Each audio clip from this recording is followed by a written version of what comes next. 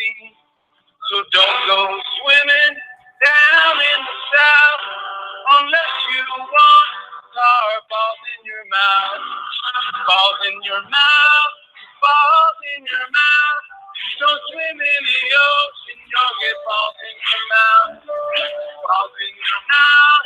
Balls in your mouth. Don't swim in the ocean, you'll get balls in your mouth. Balls in your mouth.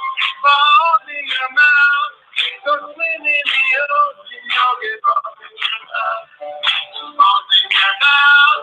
Balls in your mouth. Swim in the ocean, you'll have balls in your mouth. Go ahead! Balls in your mouth. Balls in your mouth. Don't swim in the ocean, you'll get balls in your mouth. Balls in your mouth. Balls in your mouth. Don't swim in the ocean, you'll get balls in your mouth. Balls in your mouth. Balls in your mouth. You'll get balls in your mouth. Balls in your mouth. Balls in your mouth. Don't swim in the ocean, you'll get balls in your mouth. Balls in your mouth. Balls in your mouth. Don't swim in the ocean, you'll get balls in your mouth. Balls in your mouth. Balls in your mouth. Don't swim in the ocean, balls in your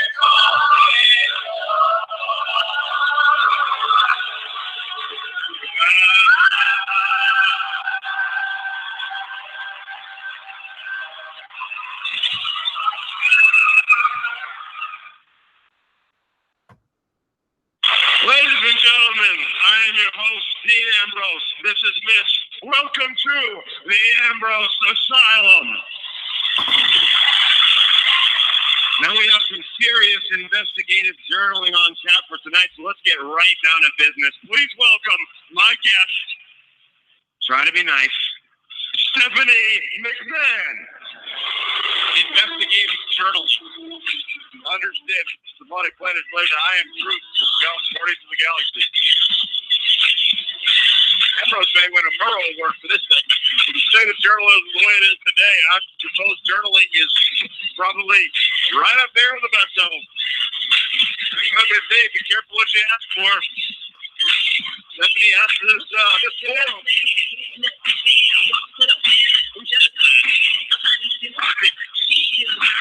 Part two. This is a big scoop for Dean Ambrose. Who would want to do He's investigating journalism, dummy. Thank you for having me. Truly, I'm honored to be here in this set. It's so eclectic. It's so you. I mean, it's palatial. Palatial? Yeah, there's no chairs, so no sitting. Look at this. Thank you, by the way. I do have a beautiful You're set. welcome. With this whole nice Stephanie, this whole Stephanie McMahon being nice thing you got going on. Yeah. That's not the Stephanie McMahon that I know. And I got to think that after what happened to Payback last night, deep down, you just got to be a boiling pot of woman rage ready to explode. Am I right? Gene, I think you're a little bit paranoid, okay? I mean, sure, Payback was the first pay-per-view of a new era. I mean, we have arrived. Am I right? Guys, I couldn't be happier. Really. I'm just happy. Am I not allowed to be happy? Is that right? That's great. That's great. Very proud of you. Thank you. Yeah, all right. So you had a very spectacular WrestleMania moment this year when, well, the picture's worth 1,000 words. So what words do you have to describe this?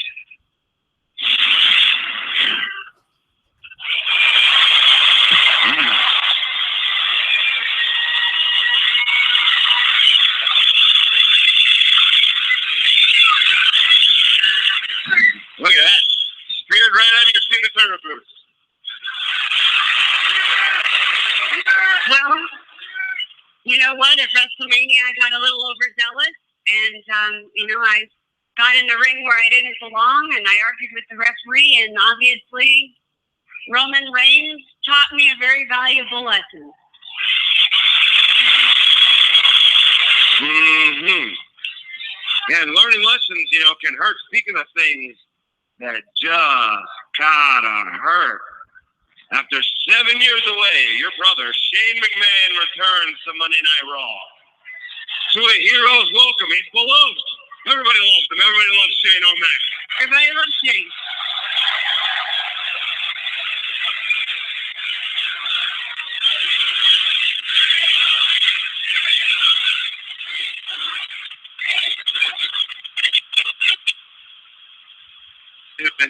That might have bothered you a little bit, but to make matters worse, in like no time flat in like 1 week, he's running Raw better than the Authority ever did.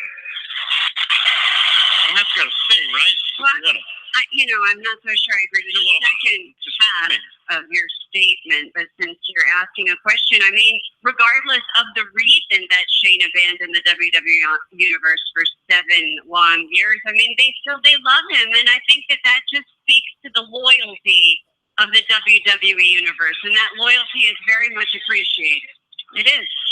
Loyalty. So loyalty is very important to you. Loyalty means everything to me. I mean, without the loyalty of the WWE Universe, its superstars, its employees, I mean, where would WWE be?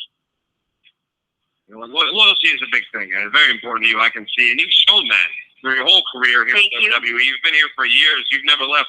Think of all the time and energy and sacrifices that you put in to WWE, being here all the time, 24/7, because of your loyalty to your dad, your loyalty to the WWE, your loyalty to the family business. I mean, think of the sacrifices. I mean, how many of your kids' birthday parties have you missed? How many school dance recitals? How many ballet recitals have you missed? Because you're sitting in some board meeting somewhere. I mean, think of all the hours spent in production meetings with Vince McMahon, hours upon hours of flying all over the world, traveling the globe, doing charity work and all the great things you do. They spread the brand of the WWE all across the globe because of your loyalty to this company. I mean, I don't know. Do you think Shane has made all those same sacrifices as you?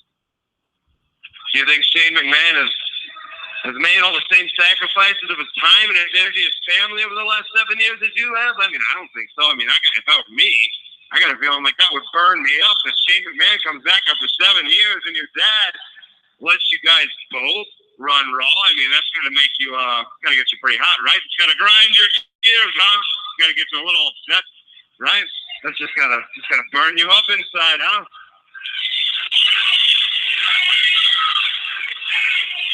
My father taught me a very valuable lesson last night at Payback.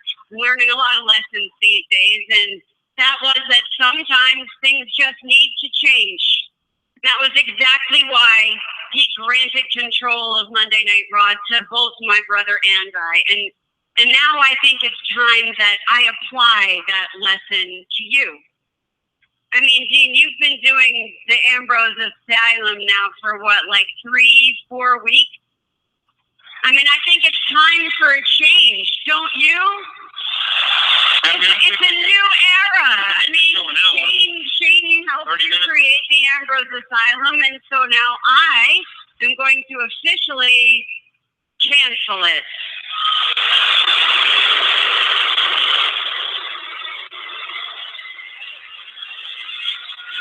Is that a lesson that hurt that you were referencing earlier? Just asking. Is it okay for me to ask questions on your... Oh, I guess so, because you don't have a show anymore. So why don't you just clean this stuff up and get to stepping? Yeah, that hurts. That hurts. I mean, I thought I was going to be the next Jimmy Fallon or the next Jimmy Kimmel or that English guy. But I don't know. I guess we had a good run, right? I know hosting a talk show is pretty hard anyway, so, you can keep all this stuff, and we're just going to get out of here.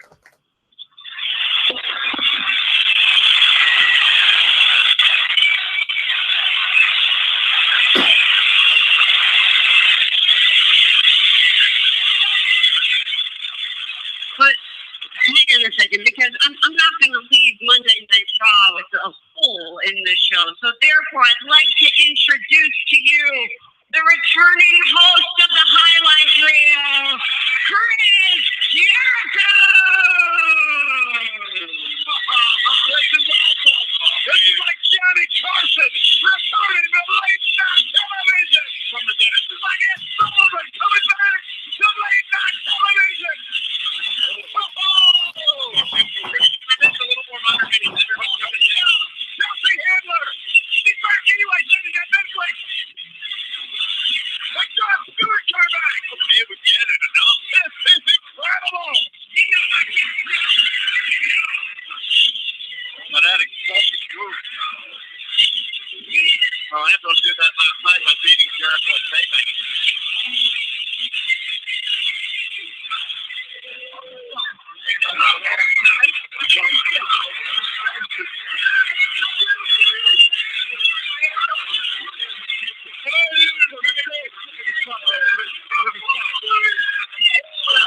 Well, here we go. So much for the highlight reel. Dean Ambrose and Jericho going in here.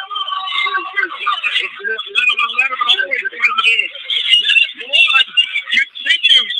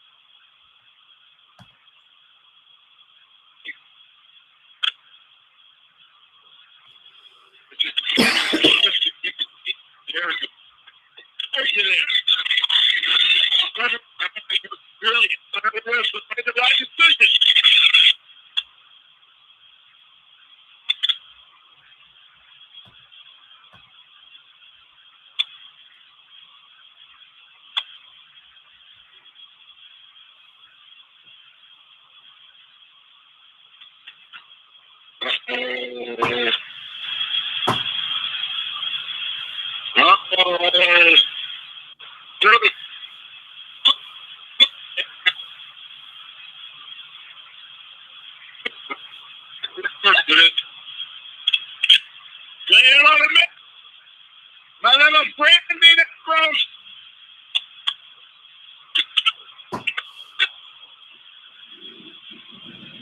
Mitch was never so useful.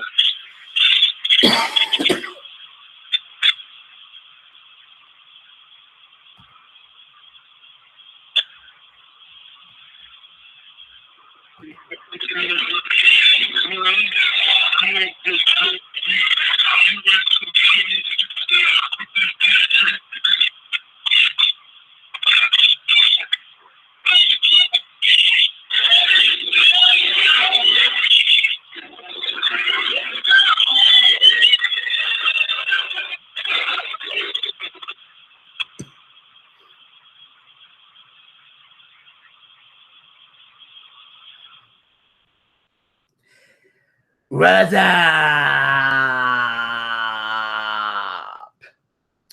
BOOCHCAST fans, listeners across the internet radio waves.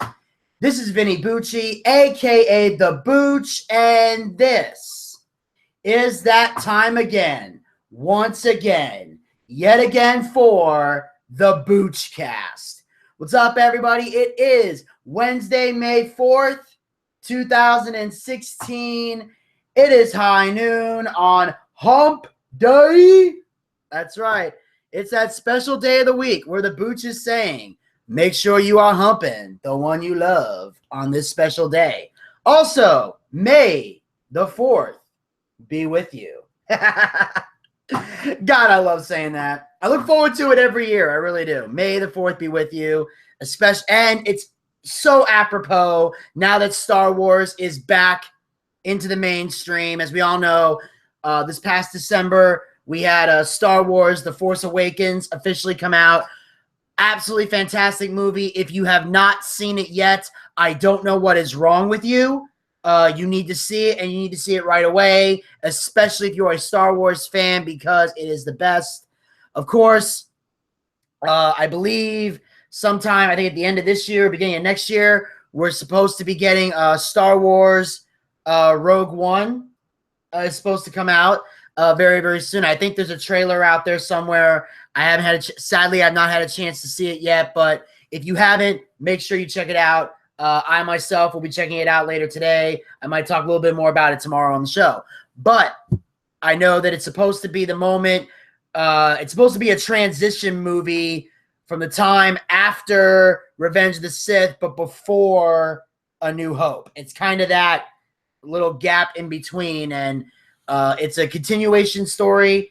No, I don't know for sure if it's going to be good or not, but depending on the trailer, that will determine whether I go to the movies to see it, or I might just wait till it shows up on demand and order it on pay-per-view. I might just do that. Because I will be honest, the only Star Wars movies I'm looking forward to are Episode 8 and Episode 9, and that's about it. Any other Star Wars movies in between, I'll watch them, but I'm not going to be in desperate need of going to the movies to see it. So that's all I got to say about that. But hopefully you guys have the opportunity to check that out. Now, you'll notice at the beginning of the show, I opened up with a clip from Monday Night Raw, which was the Ambrose Asylum, or the last episode of the Ambrose Asylum before Stephanie McMahon canceled it and brought in Chris Jericho's highlight reel to return. Now, for those of you that are wondering why I started the show with that, I have a reason. And the reason is simple. Blog Talk Radio was being a bit of a pain in the ass earlier today. As you guys know, Wednesday mornings are usually the busiest mornings I have because I have to watch TNA Impact Wrestling so that I can prep for today's show because sadly I'm working at my day job when TNA is on. So, and for some reason they stopped on Pop TV. They don't show replays immediately after. Usually what they do is the show would last from 9 to 11, and then from 12 a.m. to 2 a.m., they would do a replay. Well, instead, they wait until Saturday morning at 11:30 in the morning to air their replay of TNA Impact Wrestling. So I have to go find it on demand and watch it. So I usually do that before the show. So on Wednesday, when I start the show with a long clip like this, it usually means some shit went down while doing that. And there was. Now this morning, everything was fine. I'm watching TNA. I'm getting the audio clips. I'm editing them. I'm putting them together. I'm uploading them to Blog Talk. Everything was fine. Then at around 11, then about 11:15, everything went kaput. At first, I thought maybe it was the computer. I tried restarting the computer. I tried refreshing the computer. I tried reloading everything. I even tried my second computer here in the studio. I was pretty much doing everything I possibly could to make sure it wasn't the computer. But apparently, the server on Blog Talk Radio was extremely busy, which meant that it was moving slower than fucking Christmas. It was slower than a turtle walking through clay. It was fucking annoying as shit. And I was getting pissed off and angry, damn near punched a hole in the wall. I was ready to lose it. But, so what I decided to do was, after a few attempts, I finally just said, you know what? Fuck it. I decided to keep the clips that are already up here, and I just took the audio clips that I did edit, and I just kept them on Audacity. And I'm going to play them through Audacity when I get to that point of the TNA Impact recap. Now, will the audio come out well? Maybe it will. Maybe it won't. But it's the best I can do because Blog Talk Radio has once again pissed me off. And they don't piss me off often. But when they do it at opportune times that make me extremely fucking angry to the point where I seriously consider leaving Blog Talk Radio and going to another podcast hosting site that might give me more of an effective issue. The only downside is if I went to a different site, it might affect people calling in. So my message to the BOOCHCAST listeners out there on Blog Talk Radio, because the ones on YouTube, you guys are already fine. You guys are getting everything you need out of me. But if you enjoy calling into the show, let me know so I can stay on Blog Talk or find another station or another show that does call-ins. Because if I don't get a lot of people calling in live during the show, I'm going to give serious consideration to moving to another site because this is goddamn ridiculous what Blog Talk Radio is putting me through. And it's making things very difficult for me, and it's causing fans to get disappointed because they're expecting a show, and it's hard for me to give them a show when the site I'm supposed to be hosting from goes to complete shit. And it's something that podcasters we deal with constantly. It's a disadvantage we have of having an internet show. We depend on the internet to get us through this shit. And when the internet lets us down, we end up letting you down, which makes us feel like shit. In fact, I'm one of the few podcasters in the world that's brave enough to come on the show and admit that shit is going down. That's mostly because when it does, it makes me very angry. And I'm not very good at bottling up my anger. I think it's because I've spent so much time in my life bottling up my anger that I've reached a point where I just can't do it no more. So I have to vent at the beginning of the show because that is the only way I can continue the show in a positive manner. It's the only way that I can do this and be entertaining later on. I got to get the evilness out of me first before I can move on. So Blog Talk Radio, get your shit together or I'm leaving you. God damn it. And that also gave me a chance to cool down. Trust me, if you thought I was angry now, I would have been 10 times as angrier if that Ambrose Asylum clip didn't play. But anyway, now that I got that out of the way, we can do show now. So, there's a couple things I want to talk about. We're going to get into the TNA recap. I know we have a caller on the line. I'm going to get to that call in just a minute, but I got a few things I need to talk about. We'll jump right to him or her, whoever it is. One thing I want to say is this.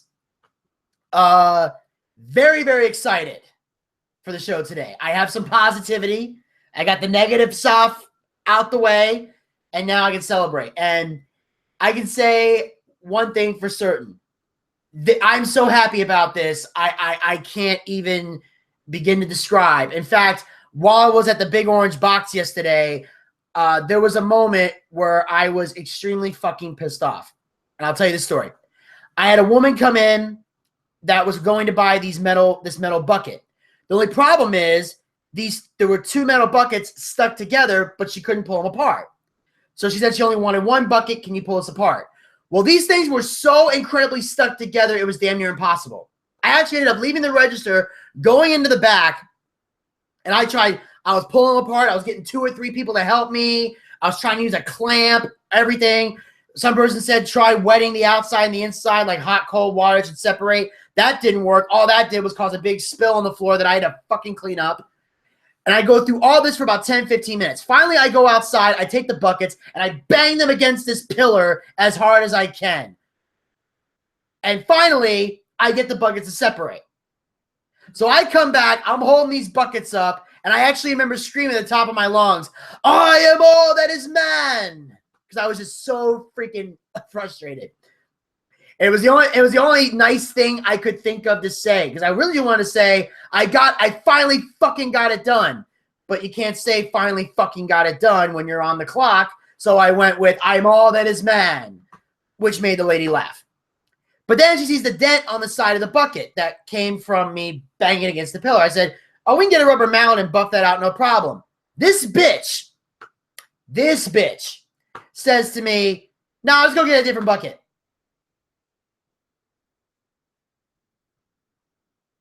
The fact that the store has cameras is the reason I did not kill this bitch. I just stood there and went, okay, that's what you want. As soon as you walked away, there's this girl sitting next to me. Her name is Olga. Well, her real name is Maria, but her nickname is Olga. I don't know why, because she's not old at all. And she is on the floor laughing at all of this because she sees, because the people who work with me, customers can't see it. But the people who work with me, they know, and they know I have this look on my face like I'm going to kill you look. When they see it, they know it, and they laugh because they knew I was pissed. So I finally just said, I'm taking a break. Fuck all this. If the manager comes back, I'm taking a break. because if I don't get a break right now, I'm going to have a fucking psychotic breakdown. So I'm in the back. I'm steaming fucking pissed. And just when I'm about to just say fuck everything, I get an email that says, and I quote, pull it up here.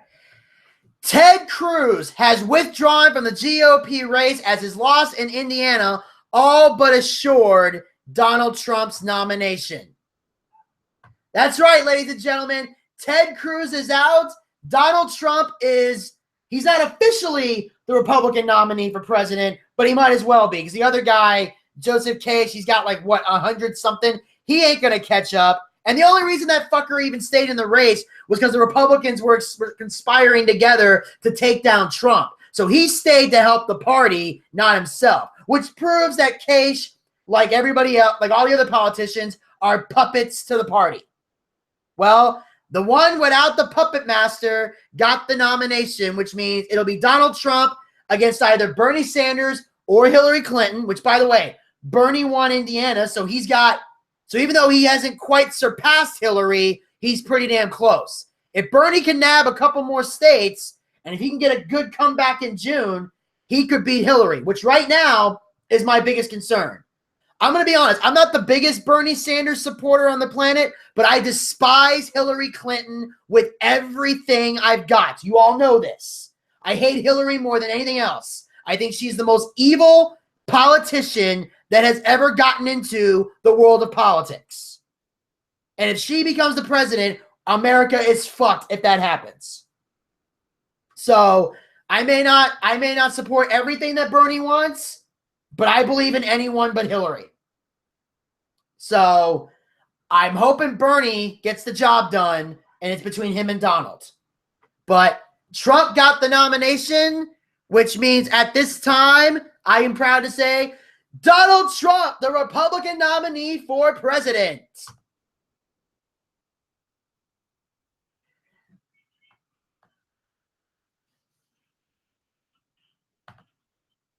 Actually, let me rephrase that. I'm going to do that one more time. Take two.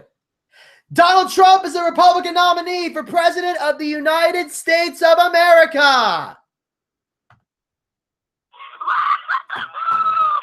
Everybody mambo!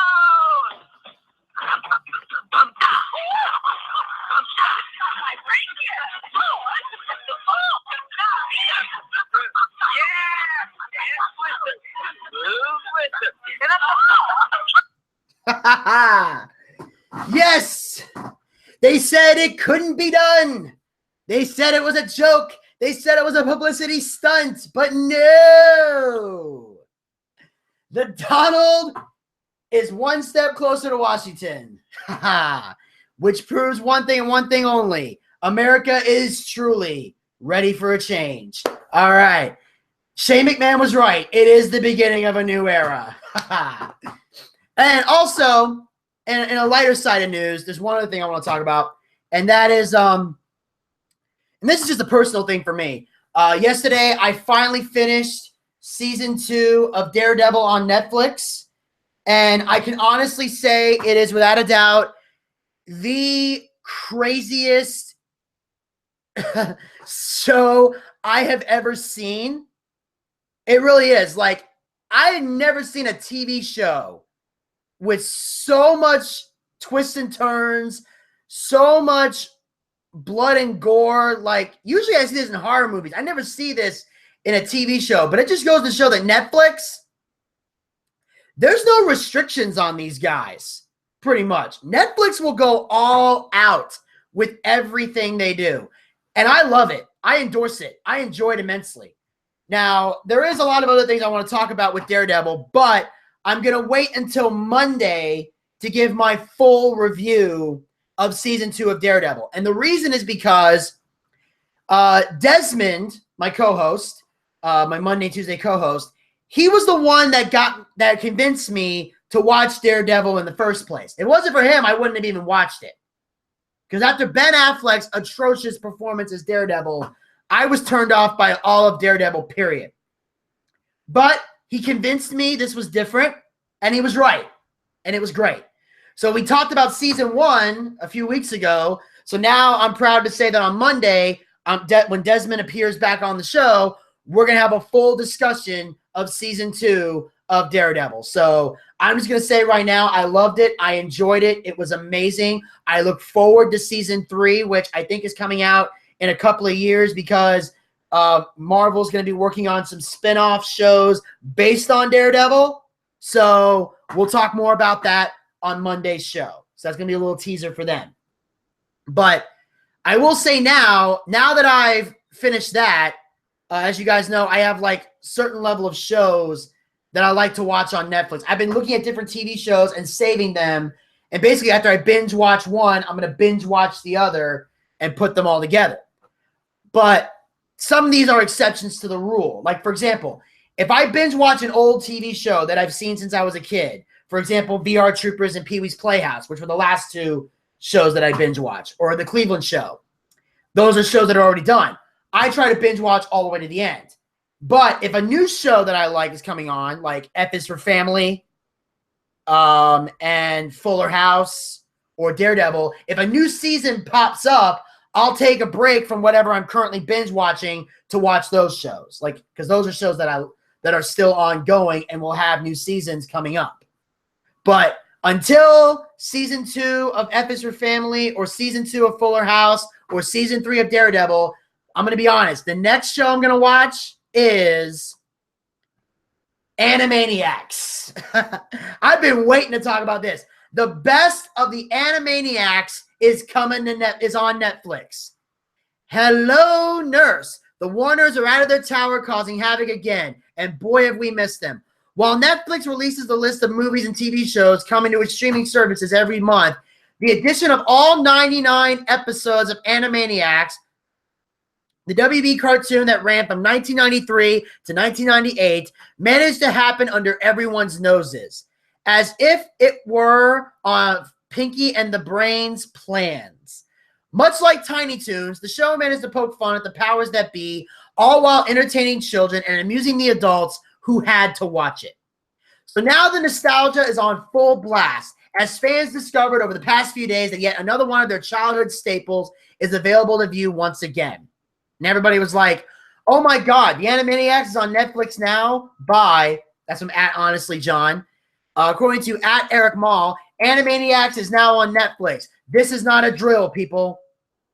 And of course, @Arosan, Animaniacs is on Netflix now. So there goes my weekend plans.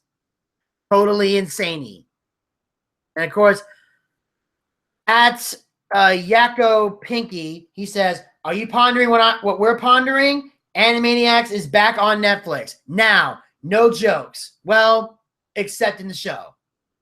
Now, do the antics of Yakko, Wacko, and Dot still hold up? That's something fans will find out as they dive headfirst into the episodes and get back into the adventures of the Warners, Goodfeathers, Slappy Squirrel, Buttons and Mindy, and of course, Pinky and the Brain, which later spun off into its own show, which I loved. Pinky and the Brain. They were awesome.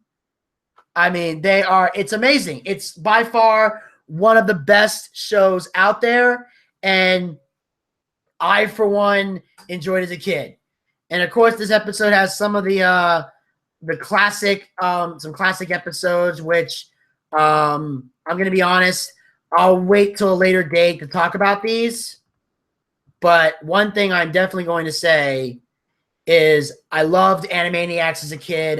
It was one of my diehard favorite shows. And I can honestly say I'm excited. I am beyond excited about Animaniacs. In fact, after the show wraps up today, at the end of the show today, I am going to watch Animaniacs while I do post-production work on the show. So I look forward to watching Animaniacs. I'm so excited. And finally, you'll notice the title of today's show is called Just for Laughs. Well, that's because here in Atlanta, at the Atlanta Comedy Theater, they're having the auditions for the Just for Laughs Comedy Festival in Montreal, Canada. Sadly, unfortunately, it's not an open casting call. The clubs pick the comics that they like or they feel are ready and put them on the showcase. Sadly, I have not been selected to be on the showcase. However, I do have a lot of friends who were selected.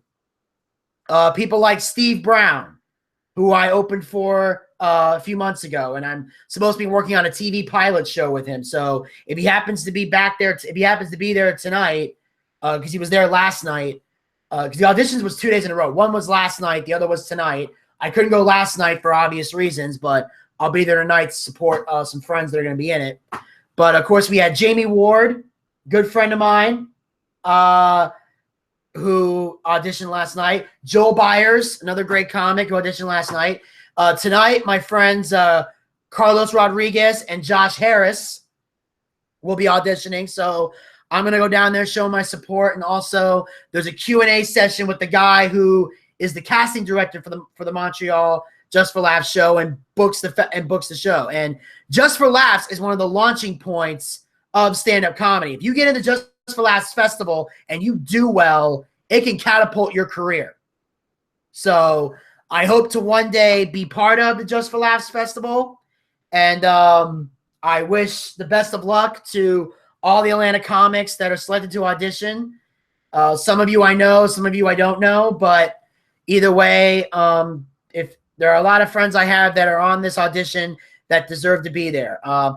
Like I said, I wish I could be auditioning. There's a part of me that's a little upset that I'm not, but I'll let that go because, like I said, I got a good thing going with Adult Swim right now. I've got some possible radio opportunities coming up. So even though I'm not going to be selected to go to Montreal, I still have some good things going. So I have a lot to be happy about. So best of luck to the Atlanta comics. And on that note, I do see we have a caller on the line who's been waiting very patiently. I thank him sincerely, him or her sincerely for their patience. But now we'll take this call, see what's on the person's mind. And hello, you're on the BOOCHCASt. Howdy, Mr. Booch, really, it's Gator Ricky Ross. Hey, ladies and gentlemen, welcome back. Gator Ricky Ross. How you doing, buddy? I'm doing all right. Just hanging out today. I had a couple minutes, so I figured I'd call you. I appreciate that, man. Always good to have you on. Well, I appreciate you having me on. You was talking about Daredevil. I think I figured out how he got his name. How do you get his name? I did. I think I figured it out. See, he was eating tacos on leg day. That's how he got his name, Daredevil.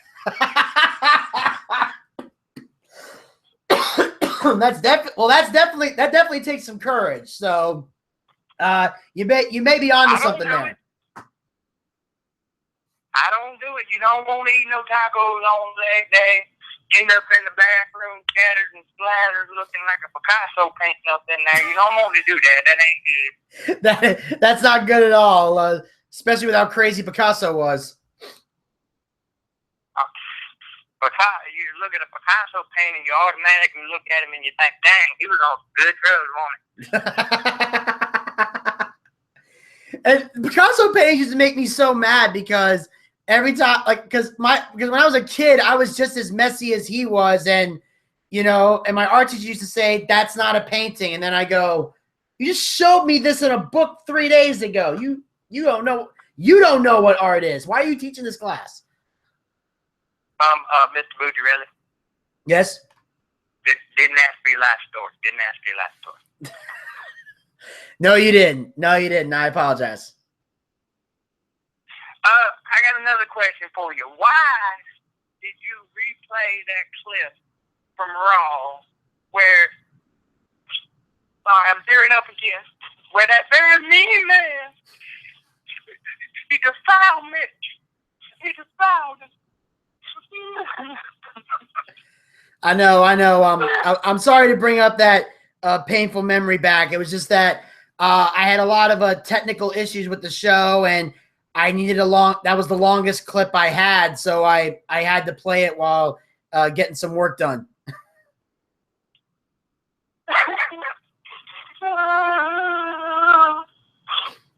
He defiled Mitch. We was grieving, and you brought.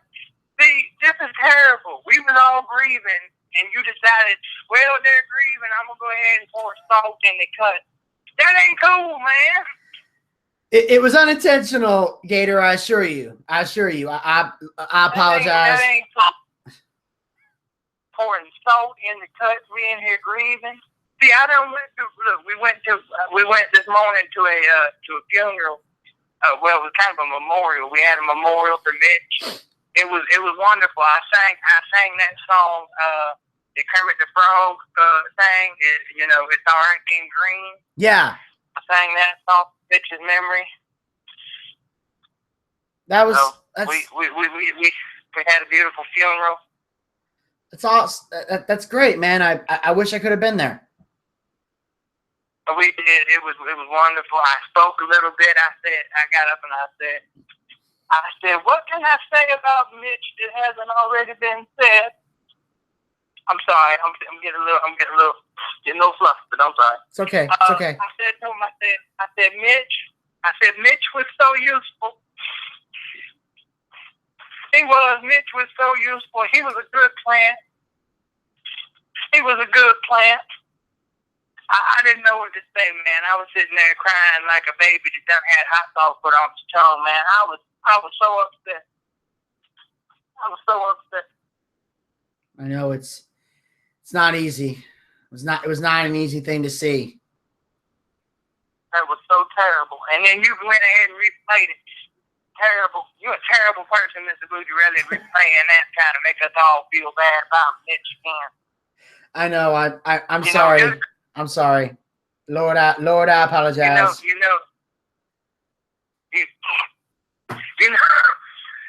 WWE actually had a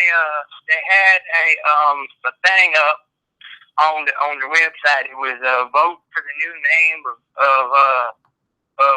Dean Ambrose's new plant. He's gonna start bringing it to the ring. And the bottom, I put up there a choice because there was a choice that needed to be put up there, and that choice was there will never be another Mitch. There's never gonna be another Mitch. That's true. It's true. Mitch is irreplaceable. I'm just surprised that Dean's going to be able to move on with a new plant. I guess he's. In the arms of an angel, fly away. In the arms of an angel, fly away. It was so sad, man. It was so sad. So very sad. It was. That it was. So sad. So sad. But did you talk about TNA yet? No, I have not gotten to TNA yet. It is on the agenda. I didn't watch TNA, so. You didn't watch it? No, I didn't watch it. I was actually doing a show last night when they had it was on. I said I couldn't. I'm gonna have to watch it Saturday. Yeah, I had to watch it on demand this morning just to make sure I got everything ready for the show. Yeah, well, I watched it on Saturday because I was doing a show last night, and the folks actually come up to me at the show and they said, Gator, they were all mad about what I said yesterday about how I was gonna kill Santa Claus because apparently I left out the Jewish kids. Well, usually at wrestling shows, there's a lot of kids that come out. So obviously, wanting to kill Santa Claus is, not gonna sit well with the kids because then how are they gonna get their presents? Well, I mean, yeah, but the Jewish kids, they were like, we ain't worried about it. So I walked up to the Jewish kids and I said, that's fine. You tell people I told you to say that. I'm going to come over to your house on Hanukkah and kick your menorah over and stomp on your dreidel and take all your damn candy. Wow. Tell people, youngins telling people I told them to say stuff. Don't tell nobody I told you to say stuff. You little Jewish kids, if I don't come over there and kick your menorah over. Damn. And if you celebrate Kwanzaa, I'll come over there and kick that candle holder over too. See if I don't do it. Wow. You don't seem like you like you don't seem to like the holidays very much, Gator. Say what? I said you don't seem to like the holidays very much. I do like the holidays. You know what my favorite holiday is? What? You know my favorite holiday? The 4th of July. 4th of July, really? America. Cool. Yeah, America. Yeah, that's a great holiday. It's the flags are out, fireworks. Sometimes it can be a romantic setting if you got a girlfriend or something. Well, no. See, every year we all get together and we go over to cousin Chuck's house, or some folks like to call them free fingers because that's all they got left from blowing up all them Canadians. But yeah, so we go over to his house and we try to watch him blow himself up every year. That's fun. That's fun.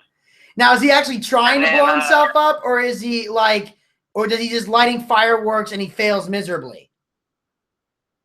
Well, he says he's trying to put on a show, but we all know that retard shouldn't have been playing with no fire. So we all know he shouldn't have been messing around with the box of matches.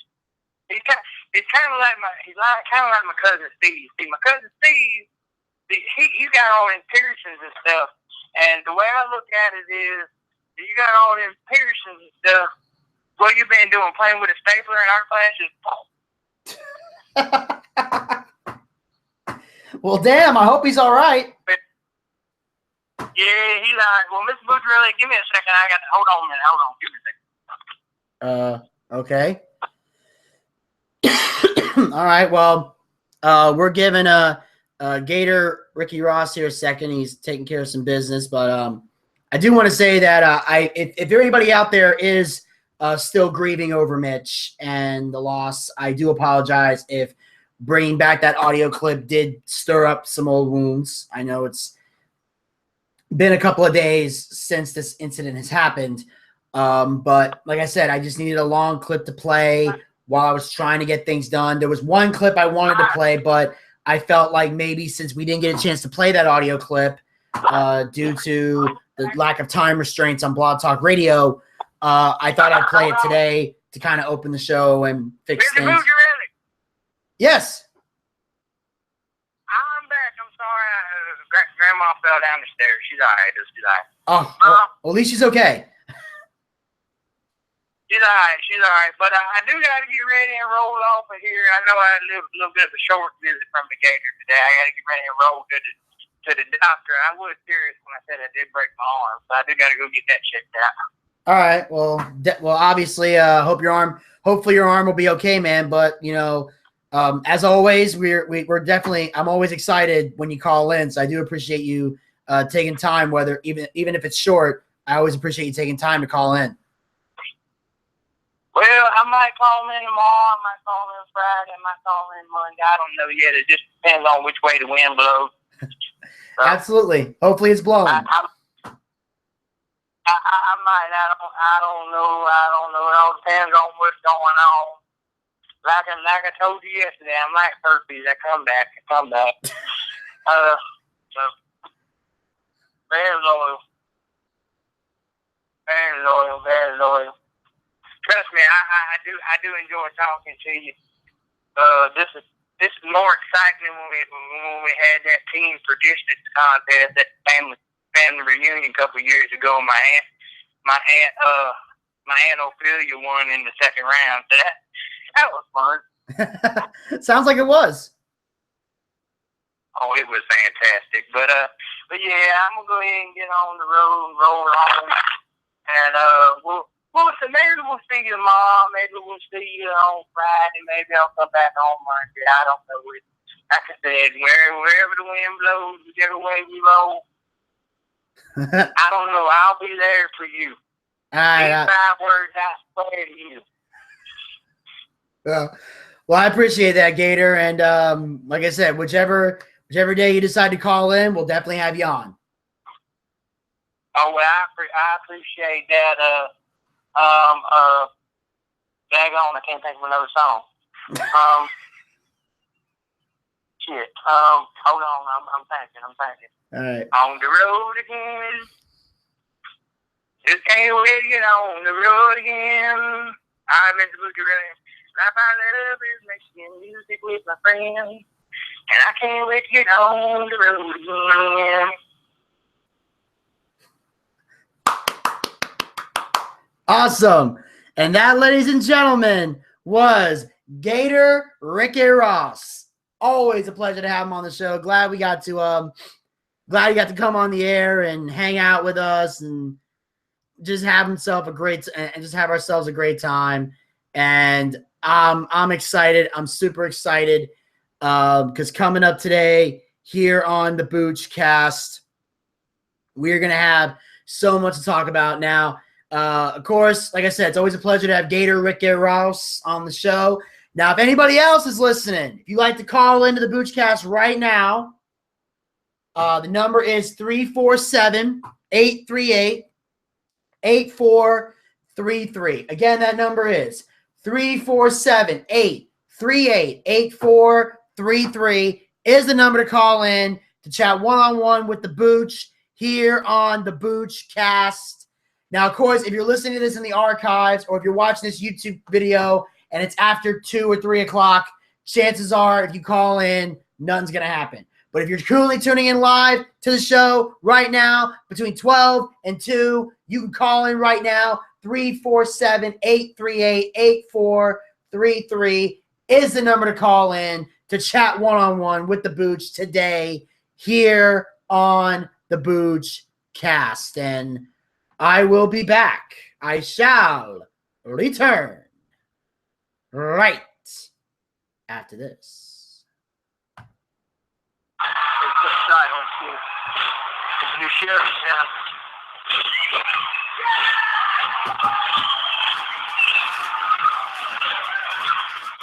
There he is. He's outlaw. Jazz Michael.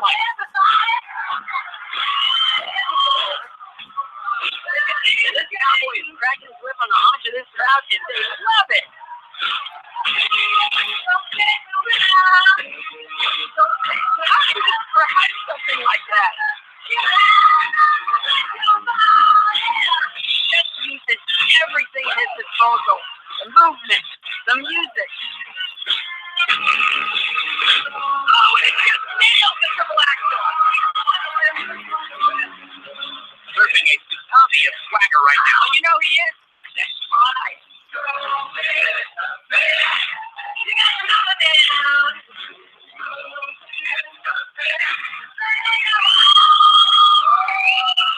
Hello, ladies. Typical Michael, but not just to win. He wants to make love to the crowd. That's what those people are so valuable. That's what they want with Jazz Michael. Mike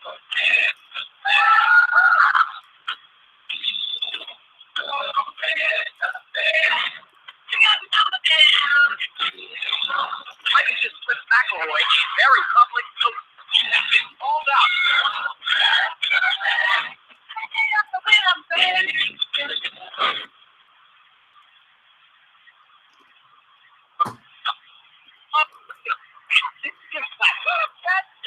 You've seen it all. Jazz Michael Mike walks in the unrated version. The undefeated underdog, ice skating, backdoor lover. Jazz Michael has come in here and captivated real like a sack of classic hero porn.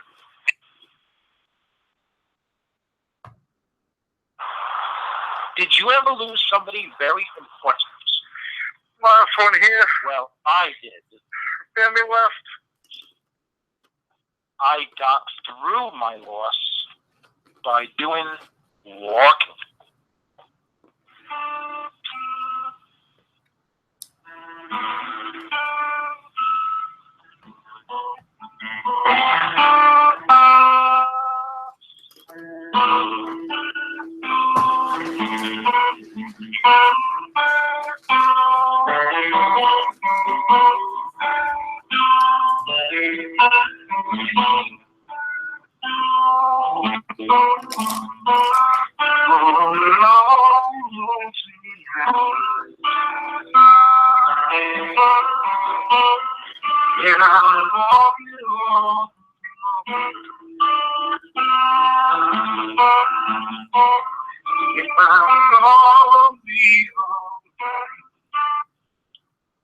executive produced, directed, written, and starring Derek Shapiro. Wow. Got a new phone. Ready for a phone call from Booch, the BOOCHCAST show. Also starring Vinny the Bucci.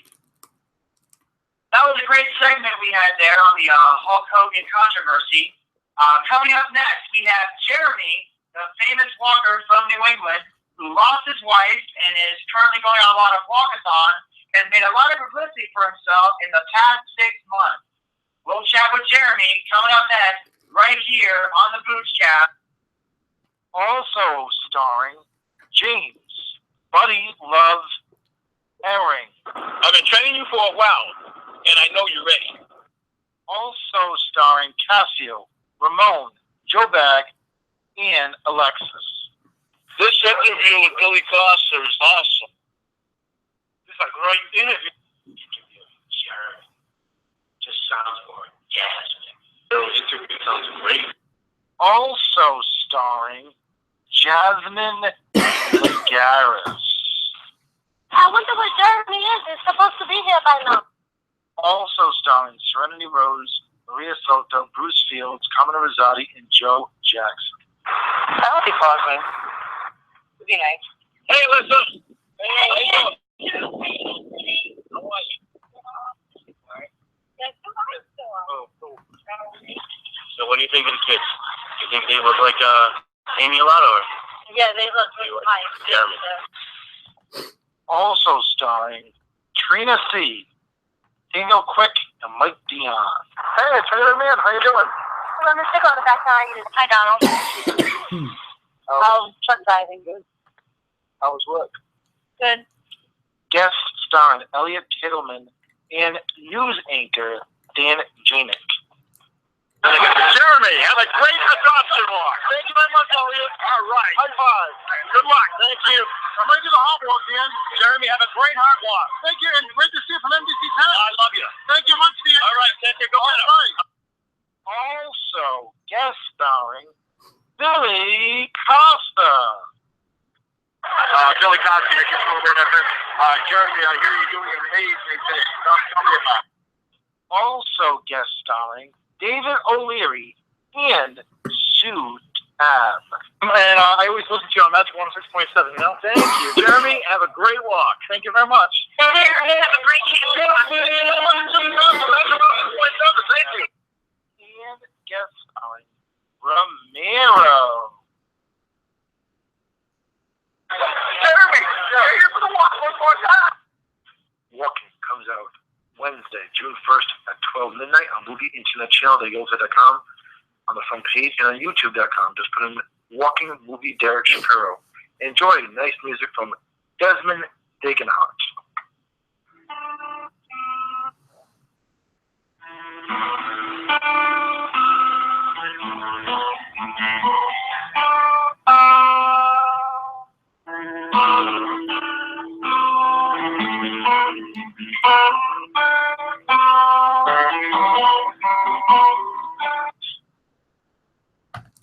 Hello and welcome back to the BOOCHCAST. Excuse me.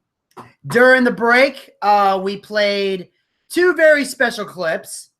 One is the song Stroke Me, Stroke Me.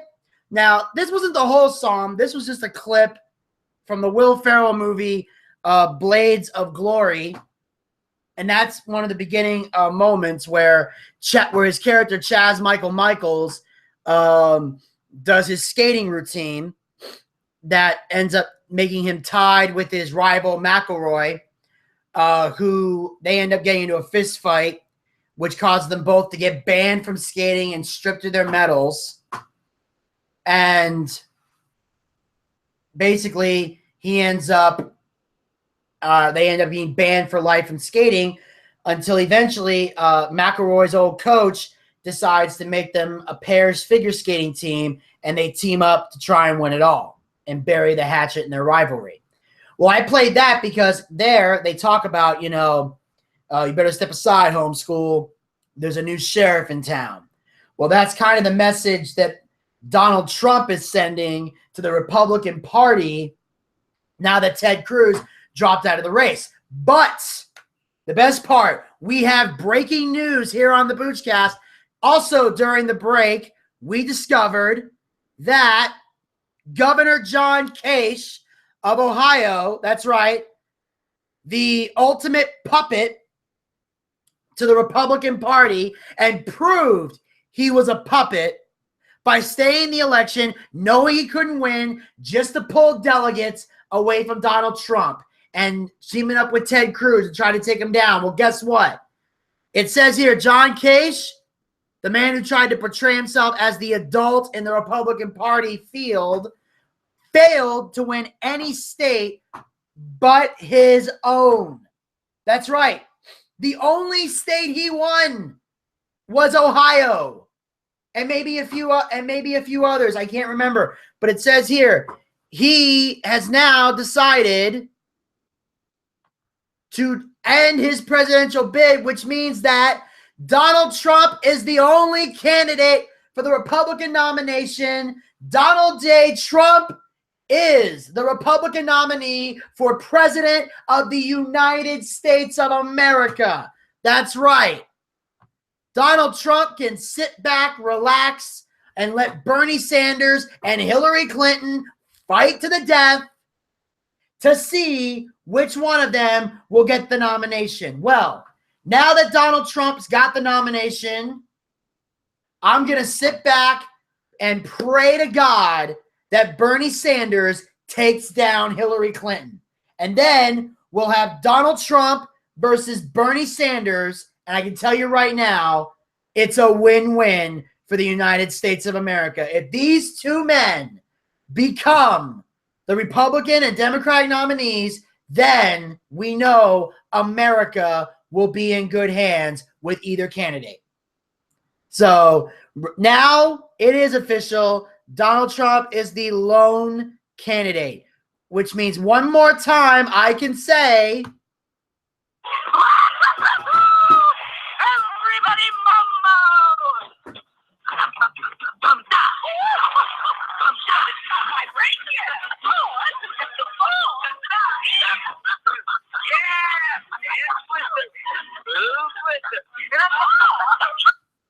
ha ha, yes, yes. What they said could not be done is done. Ha ha. Are you so happy? Happy, happy, joy, joy, happy, happy, joy, joy, happy, happy, joy, joy, happy, happy, joy, joy, happy, happy, joy, joy, happy, happy, joy, joy, happy, happy, joy, joy, joy, dun dun dun dun dun. Oh, woo! So much positivity in the air. I can feel it coming in the air tonight. Hold on. I've been waiting for these moments for all my life. Hold on. Dun, dun, dun, dun, dun, dun, dun. All right. Well, now that I got that out of my system, we can now move on to a couple of other things. But keep in mind, after that, there was one other thing that we did.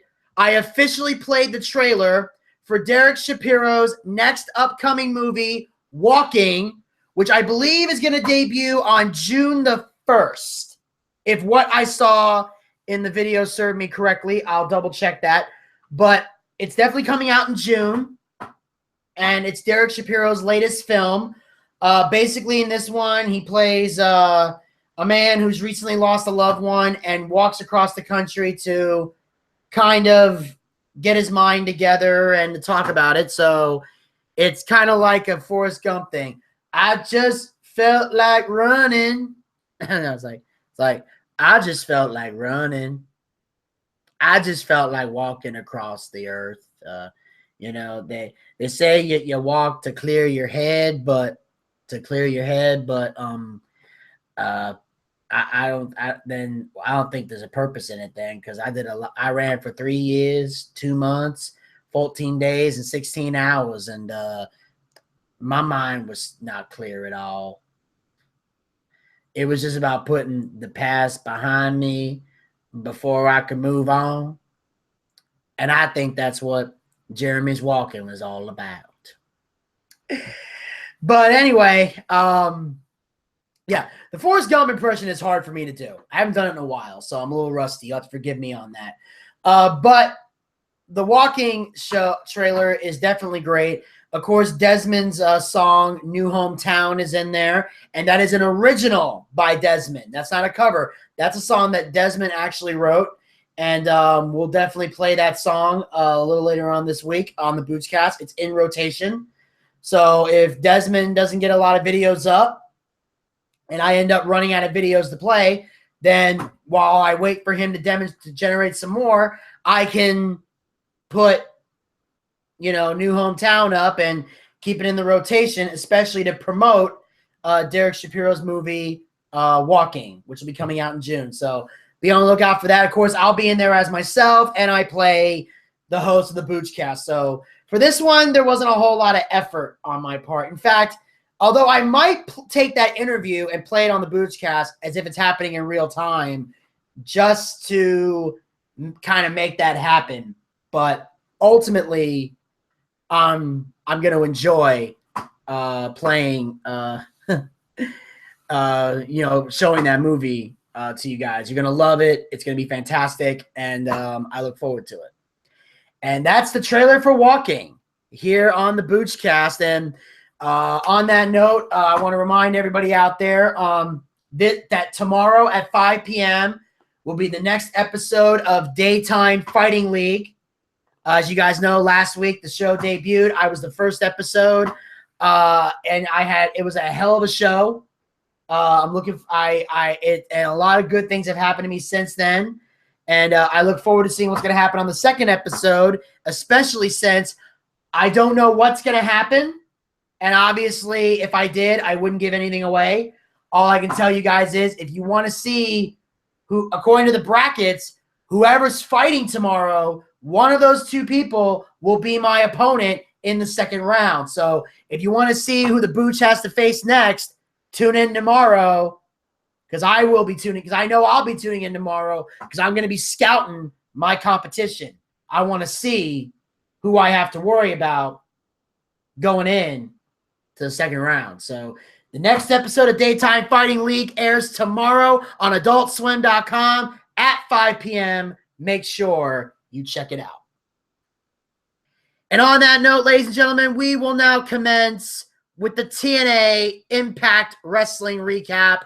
I'm going to do the best I can with this thing. Like I said, I had some technical issues in the beginning. Hopefully the audio clips will come out right, and we'll see what happens.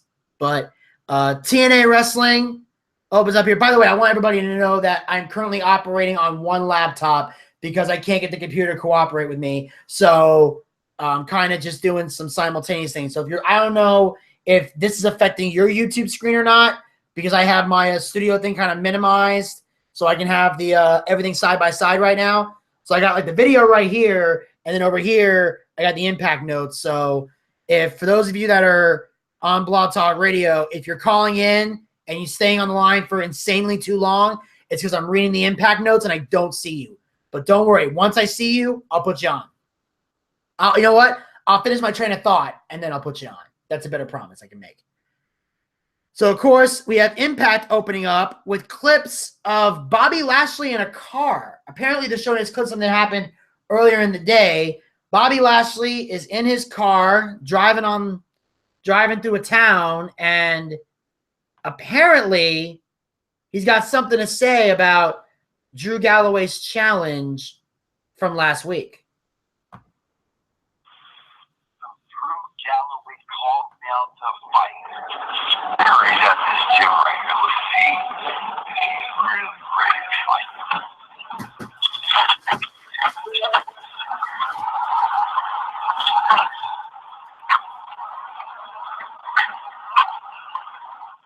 What, Drew? I don't need to anticipate. I can tell you 100% that was going to happen for a fact. Bobby Lashley is the most dangerous man in the company. I'm the world champion. There's a target on my back. from everybody.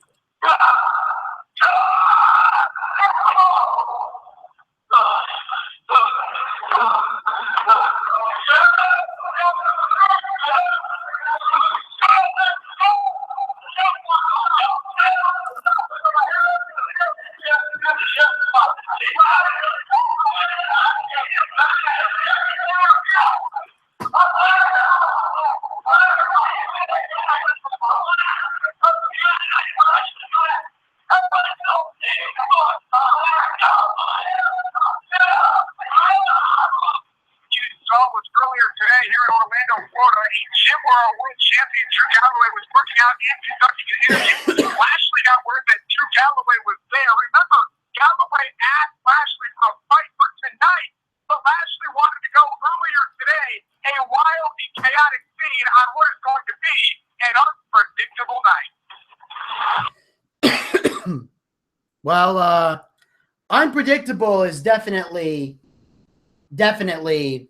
the right word to use there to accurately describe what we just witnessed, what we just saw, or what we just heard, I should say.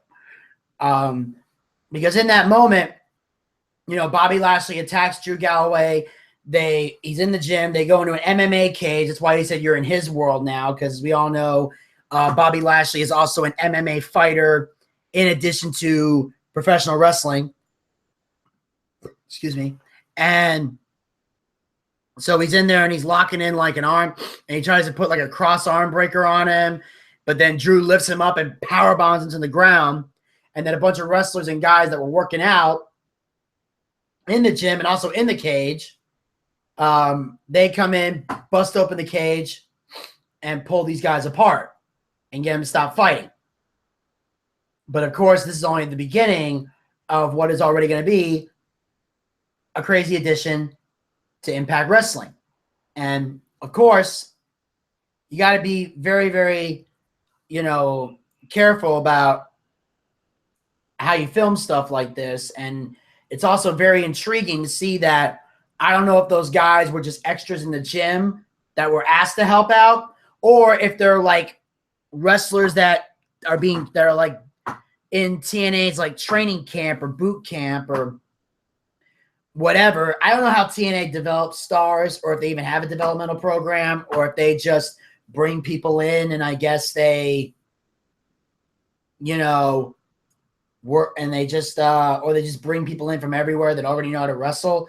But if TNA does have a training camp somewhere set up, that could be those guys could be potential people. Because I know if that was WWE, they would have had some performance center guys or NXT people jump in to do stuff like that. Because WWE likes to use their own people as extras in those kind of situations. And then on that note, we cut to the actual Impact Zone, where we see Maria come out talking about the miracle making the impossible possible. And then Mike Bennett comes out. And, of course, they're all talking about last week on Impact Wrestling where Mike Bennett did what no one else had been able to do, and he pinned EC3. The man who's been unpinned and unsubmitted has finally been pinned. He's still unsubmitted, but he has now been pinned in his career. And Mike Bennett got the job done. And here is what the Miracle has to say about ending the streak of EC3.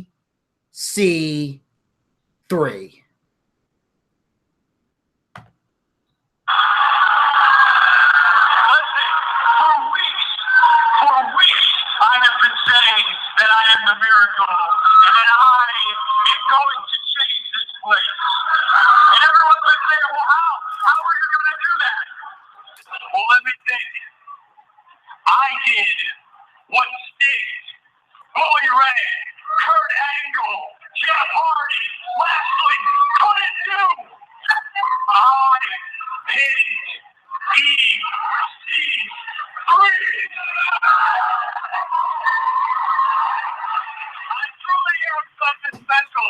I mean, listen, all the people out here that believe in EC3, even himself, he would look at me and you guys would say, Miracle, you have a God complex. Oh, Miracle, you're not God. Well, let me tell you something. I don't have a God complex. I am God.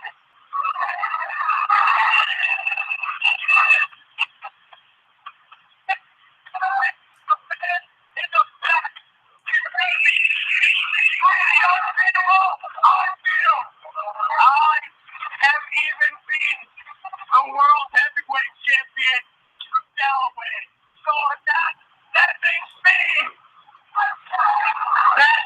me the only person who deserves to be world champion.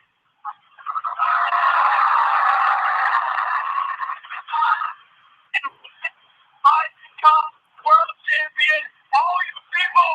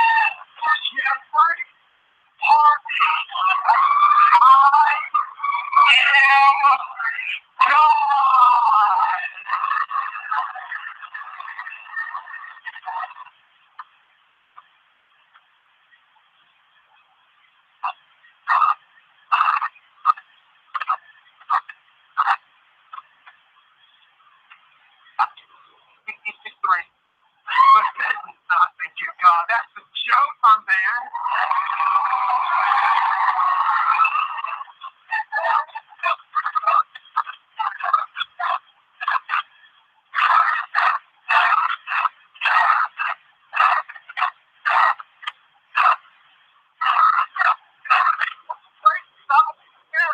But you, my friend, are not.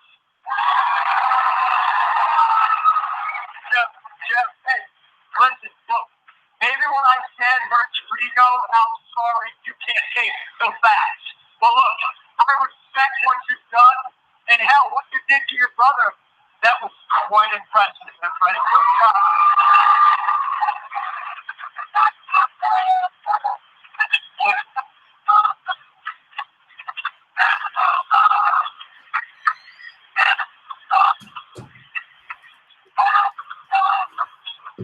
That was awesome, but you know what was great? What was undefeated EC3. So Jeff, I don't know if you're offended because all of these little creatures out here now have someone better to believe in.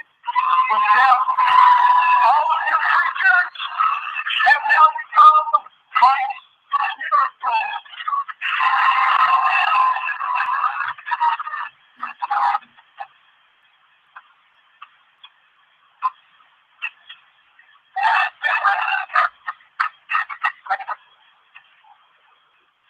Hey, look, I'm so far from here, my man.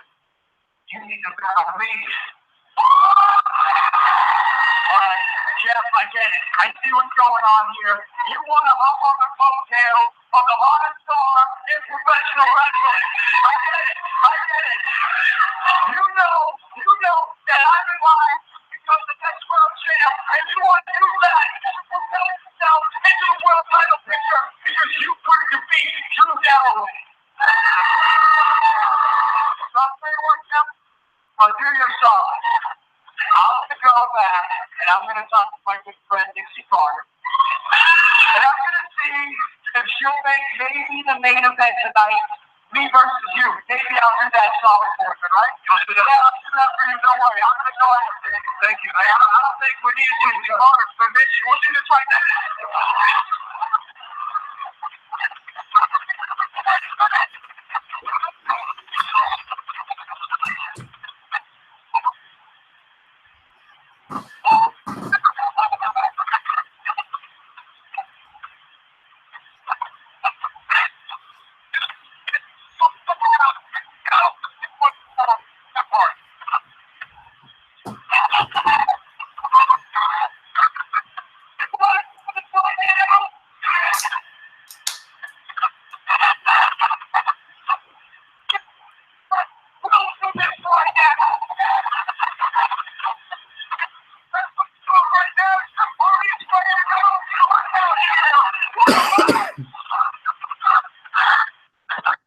Well, I think it's safe to say that the Miracle is chock full of confidence now.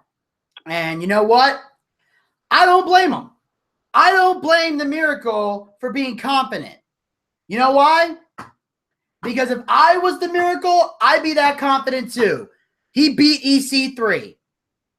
And he's also beaten Drew Galloway. In fact, the day he cashed in Feast or Fired to win the TNA World title, before that, he had a one-on-one match with Bennett, and Bennett won.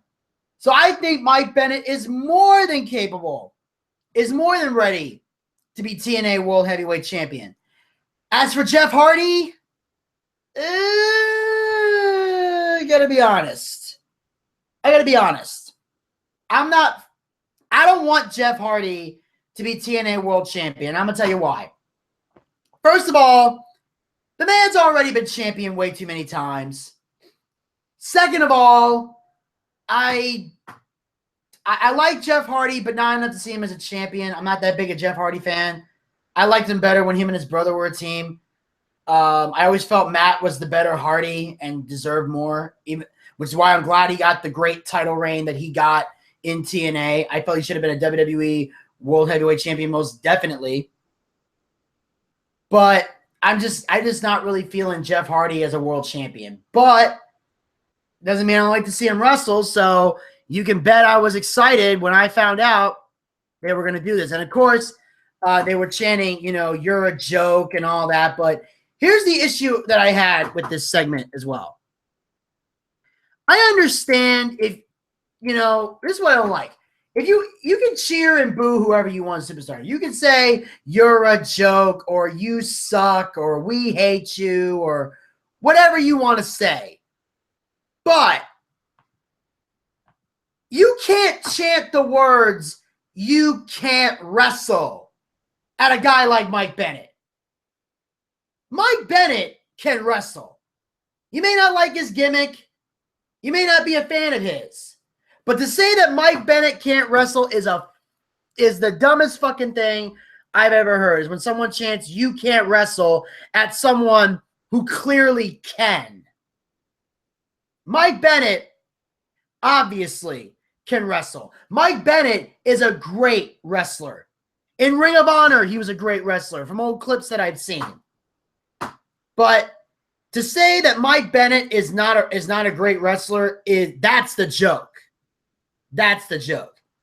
I also like the fact that they're giving Mike Bennett permission to say that he's God now that Eric Young is no longer with TNA. Because before that, Eric Young was the one that was saying that. He goes, you're looking at the most dangerous man in professional wrestling. You are looking at God. And he had that deep, deep voice that sounded like Ernest P. Worrell with throat cancer. You know, you're looking at God. Like he was the one calling himself the God of wrestling. But now that Eric Young no longer is affiliated with TNA Wrestling, Mike Bennett now has the right to call himself a God of wrestling. So I think that's a good transition piece for him. Plus, it makes sense since he's being all religious and calling himself the Miracle. Of course, this leads to the match one-on-one, Jeff Hardy versus Mike Bennett. And this match was fairly decent. I give it that.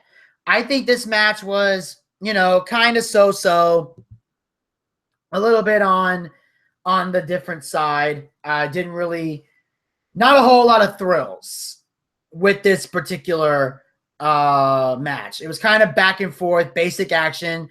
I think Jeff Hardy may have done one splash out of the ring. I can't remember, but these guys pretty much just did a basic back and forth wrestling match, pretty much. It was just not a whole lot of thrills. I can honestly say that. So, however, during the match, Bobby Lashley eventually comes out and hits the ring and spears the hell out of Jeff. So Jeff Hardy ends up winning the match via disqualification. However, as Bennett pats Lashley on the back and thanks him for, you know, spearing Jeff Hardy, Lashley turns around and spears Mike Bennett, clearly demonstrating, I didn't come here to help you. I'm here to make a statement, and now I'm going to make a statement on yo ass. And then Lashley, after he spears both men, takes them both out of the game completely, he grabs the microphone, and Bobby Lashley, has this to say about taking out the Miracle and the Charismatic Enigma. I did this to Drew. I did this to these two. And I'm going to continue making an example of this whole entire locker room until I get what I want. I am the baddest heavyweight champion TNA has ever had. Sexy Corner, you need to get out here right now and give me what I want.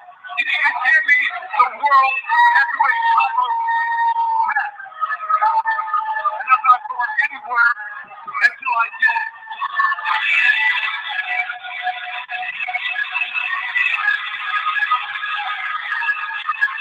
Here's my question.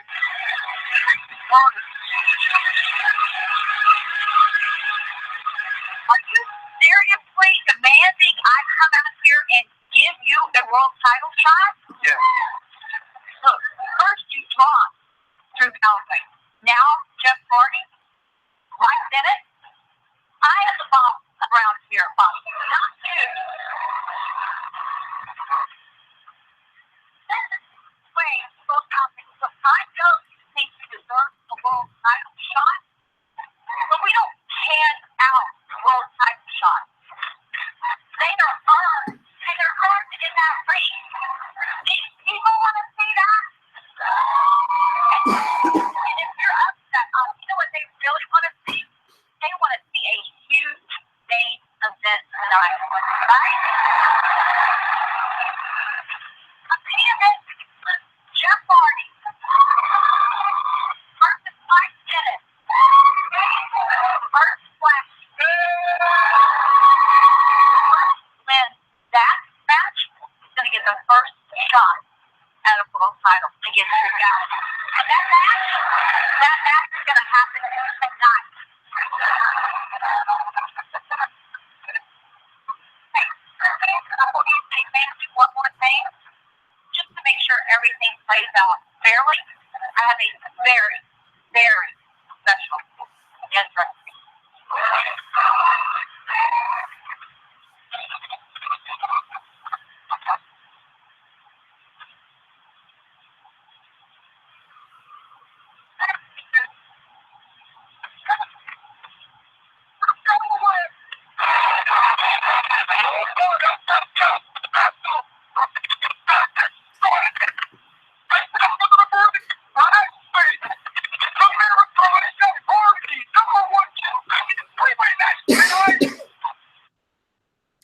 You know, people like to give Dixie Carter a lot of shit for how TNA has been run. But I give credit where credit is due. That's a hell of a match. I applaud that. I applaud the triple threat match booking between Mike Bennett, Jeff Hardy, and Bobby Lashley to determine who's going to get the shot at the TNA World Title. And I like the fact that, you know, Dixie said, I don't hand out world title shots. You earn them in the wrestling ring, which is another thing that definitely needs to happen. Instead of people just being handed championship matches or belts or whatever, they should have to earn them in the ring. It makes things more entertaining, makes things more interesting. So I like that concept. Also, I like the concept of throwing Drew Galloway in there and making it a him the guest referee, because at first your first reaction is he's going to cheat and rig it so Lashley can't win. But at the same time, Drew Galloway said all the time, I don't back down from challenges. I'll fight you all.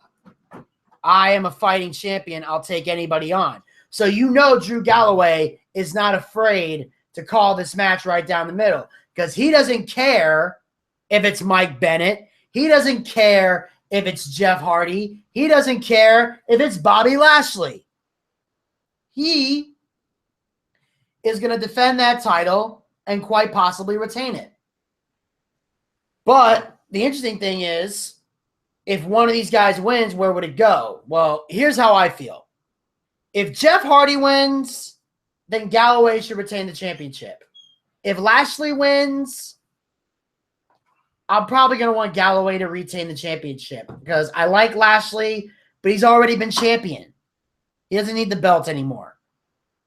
And also, I think if Bennett wins and Mike Bennett gets the shot, then Bennett needs to win the TNA World Title. He just ended the streak of EC3. There's nowhere else he can go from there except continue the rivalry with EC3, assuming that's even going to happen. So in my opinion, I think Mike Bennett should win. He should face Drew Galloway, and Mike Bennett should become the TNA World Heavyweight Champion. Because Bennett is a star. At least in TNA, he's a star. And there's not a lot of stars left on the Impact Wrestling roster. So they need more stars. Hell, 2 of their stars just left, Bobby Roode, Eric Young. So they got to build some people up. And I think Mike Bennett is a good choice for the TNA World Heavyweight Championship. And I truly believe he'd do a hell of a job. I believe that 100%. He would do a hell of a job.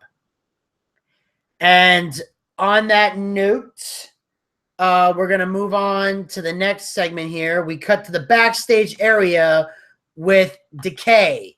Now, as we all know, last week, Decay won the TNA World Tag Team titles in the Valley of the Shadows match against Beer Money, which ended up being the last match, TNA match of Bobby Roode. Well, Rosemary's back there, and she's cutting a promo about a change that is coming to Impact Wrestling, and here's what Rosemary had to say. Change is upon us. We destroyed Beer Money. We got the goal. We have completed step one of our plan. And the evolution of change continues tonight. Hey, everyone. Do you fear change, Steve? Do you fear change a bit? No. Are you ready for your transformation?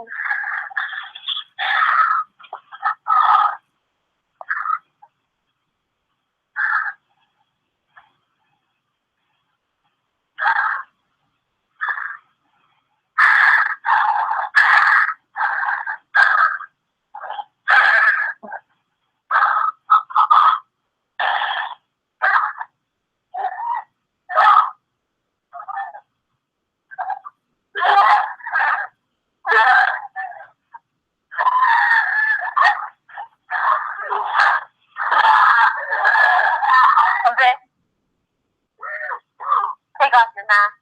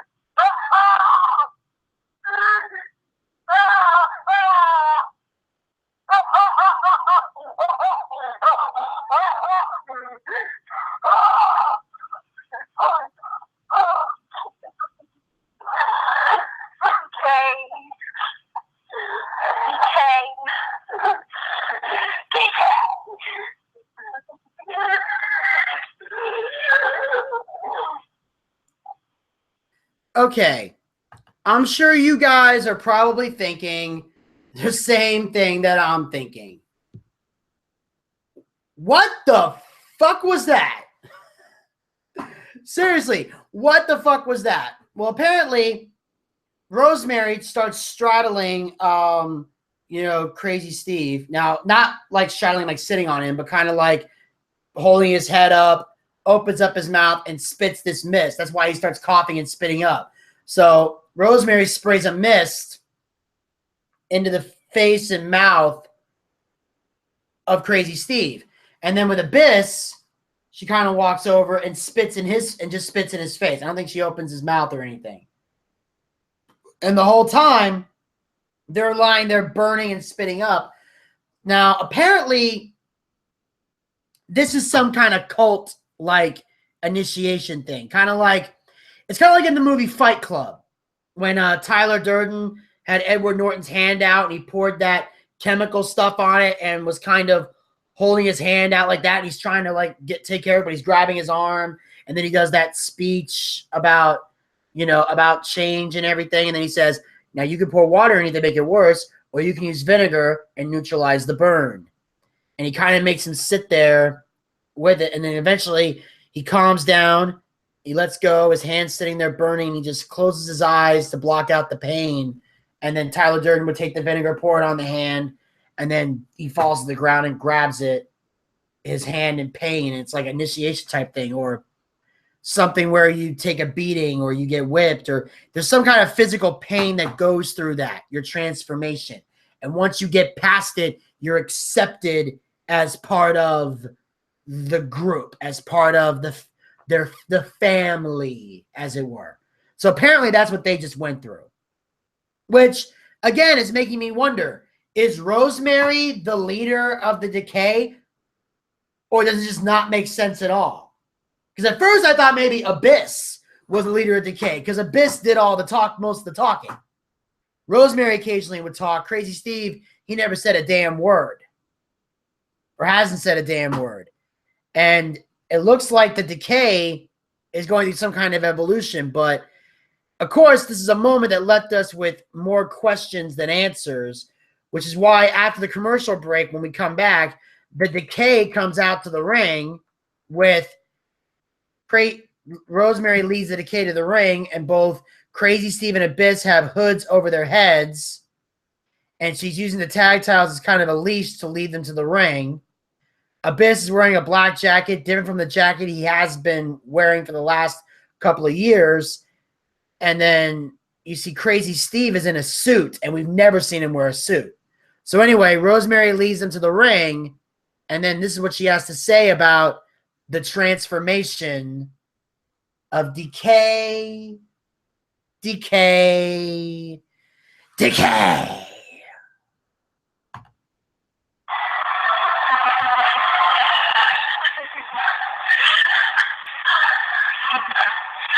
We have wandered the valley of shadows.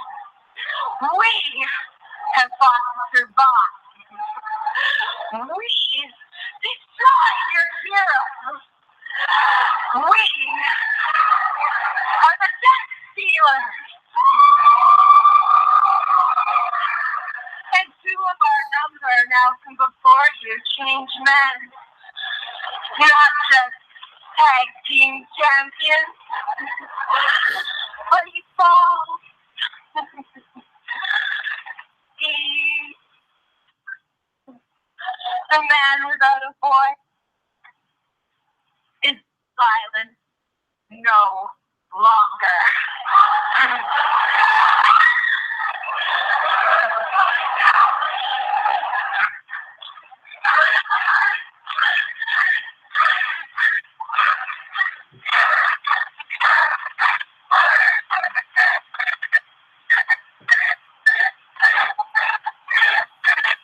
Rosemary gave us a voice, and our monster gave us purpose. As far as the rest of you are concerned, your pain, your suffering is our pleasure.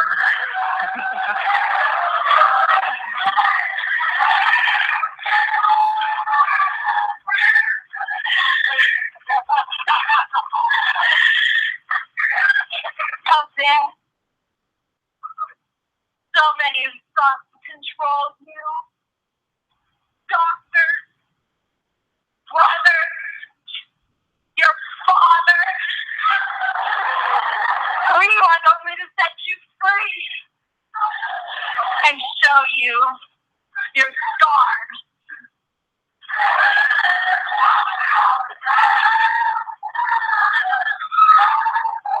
For years, I hid behind my mask in the deep, dark secrets of my mind. And now I'm free from my pain.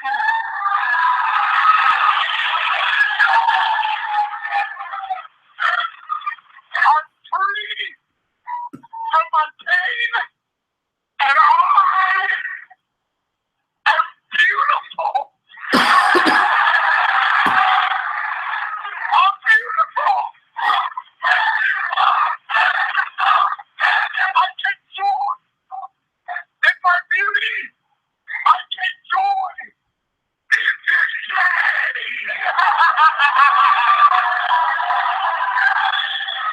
And our destruction will not stop. We stand at the pyramid, and we will not stop. Anyone who gets in our path will suffer. Decay. Decay. Decay.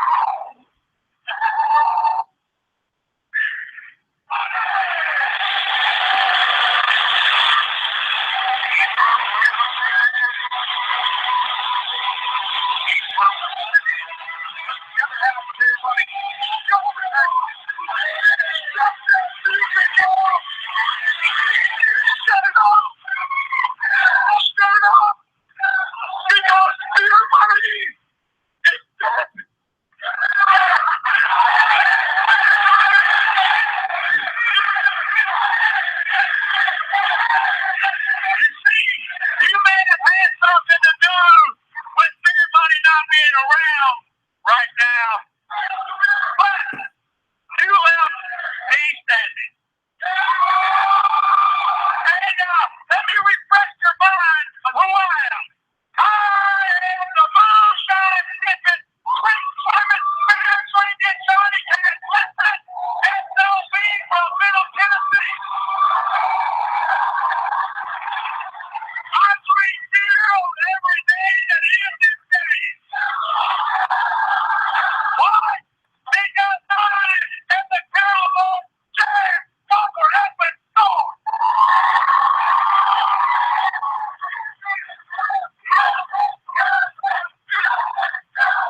You know, usually I let you guys choose on which one I'm gonna kick your ass, but hell, today I'm not feeling that night.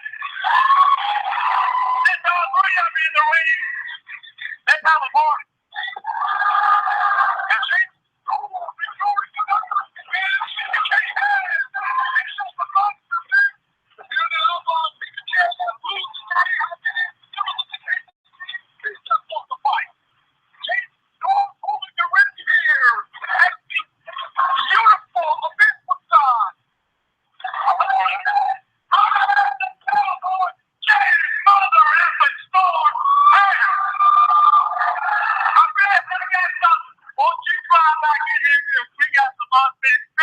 Because I'm about to whip your ass so bad you're gonna put that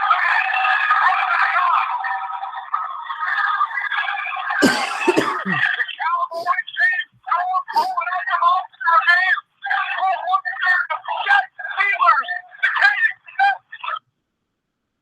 All right. Well, I can honestly say this is probably the best promo I have ever seen Decay cut.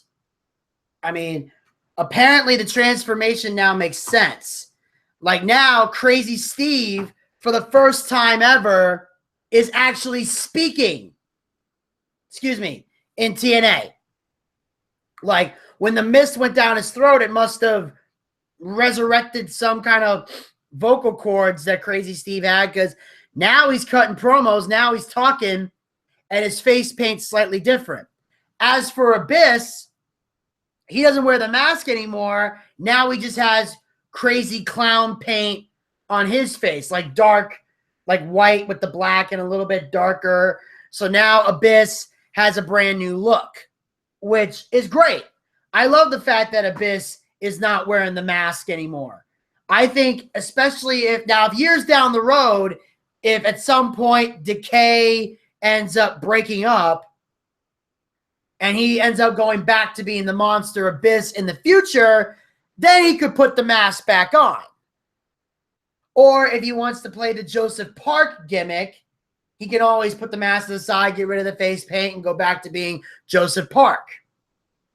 But, you know, and that's why he said he had the brother. I love the fact that he said people try to control him. And, you know, Rosemary even brought up James Mitchell, the former manager of Abyss back in the day, who's also Abyss's father, which is kind of like a playoff of Kane and Paul Bearer in a way.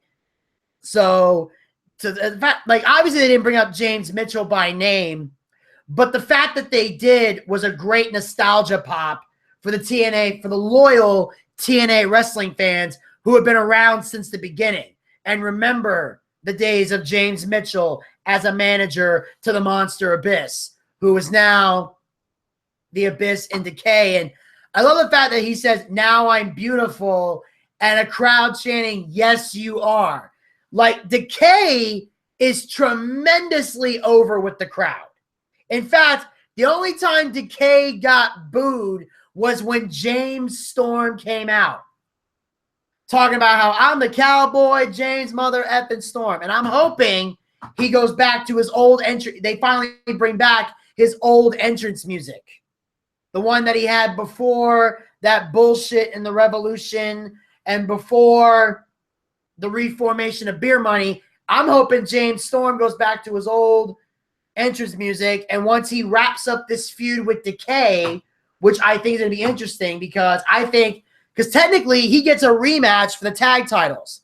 And technically so does Eddie Edwards from the Wolves. So what I would like to see is James Storm and Eddie Edwards team up, cash in both rematch clauses, and go up against Decay. And then, of course, Decay would win. And then after that, I've already said it before and I'll say it again. I want to see James Storm in the TNA World Heavyweight title picture.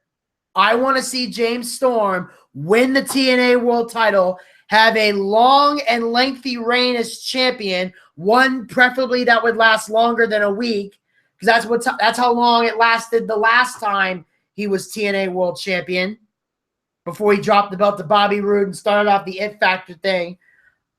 I want to see James Storm with a decent world title reign because he's one of the last TNA originals that are left.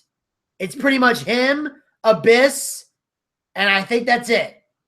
I don't know anybody else that's on the current TNA roster that is a TNA original.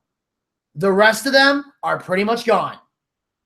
So I think now is the time for James Storm to make that transition. And on the line. So before we move on before we talk about the James Storm Abyss match, we'll take this call, see what's on the person's mind. And hello, you're on the BOOCHCAST. Vinny, it's Frank. Oh, hey, Frank. Hey, I was just wondering, that whole thing that was playing sounds like a Bible verse when he was talking. Yeah. I mean, it's just TNA. Is it still going? Or I thought they were going to get rid of it. No, they're still a company. They're on Pop TV every Tuesday night. Okay, good, because I didn't want that to go away because I know they were talking about, TNA might leave, and I didn't like that. Well, there were rumors that they may go out of. There were rumors about them going out of business. There's rumors about them not having a lot of money to spend. They're not. I mean, financially, they're not doing well, but it doesn't mean they're like completely out of business.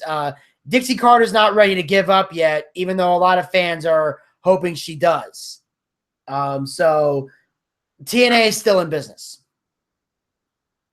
Well, that's a good thing, though. But like I was going to talk about, like I was talking with you guys yesterday, I'm ready, like the guy I was talking to, I'm ready to see as far as Charlotte lose that belt because I'm getting sick and tired and then always hearing the woo, woo. I think she needs to pass on that belt and lose a match. She does. She's just, the bottom line is she's not doing a very good job. And in fact, after you hung up, after we talked with the other caller, I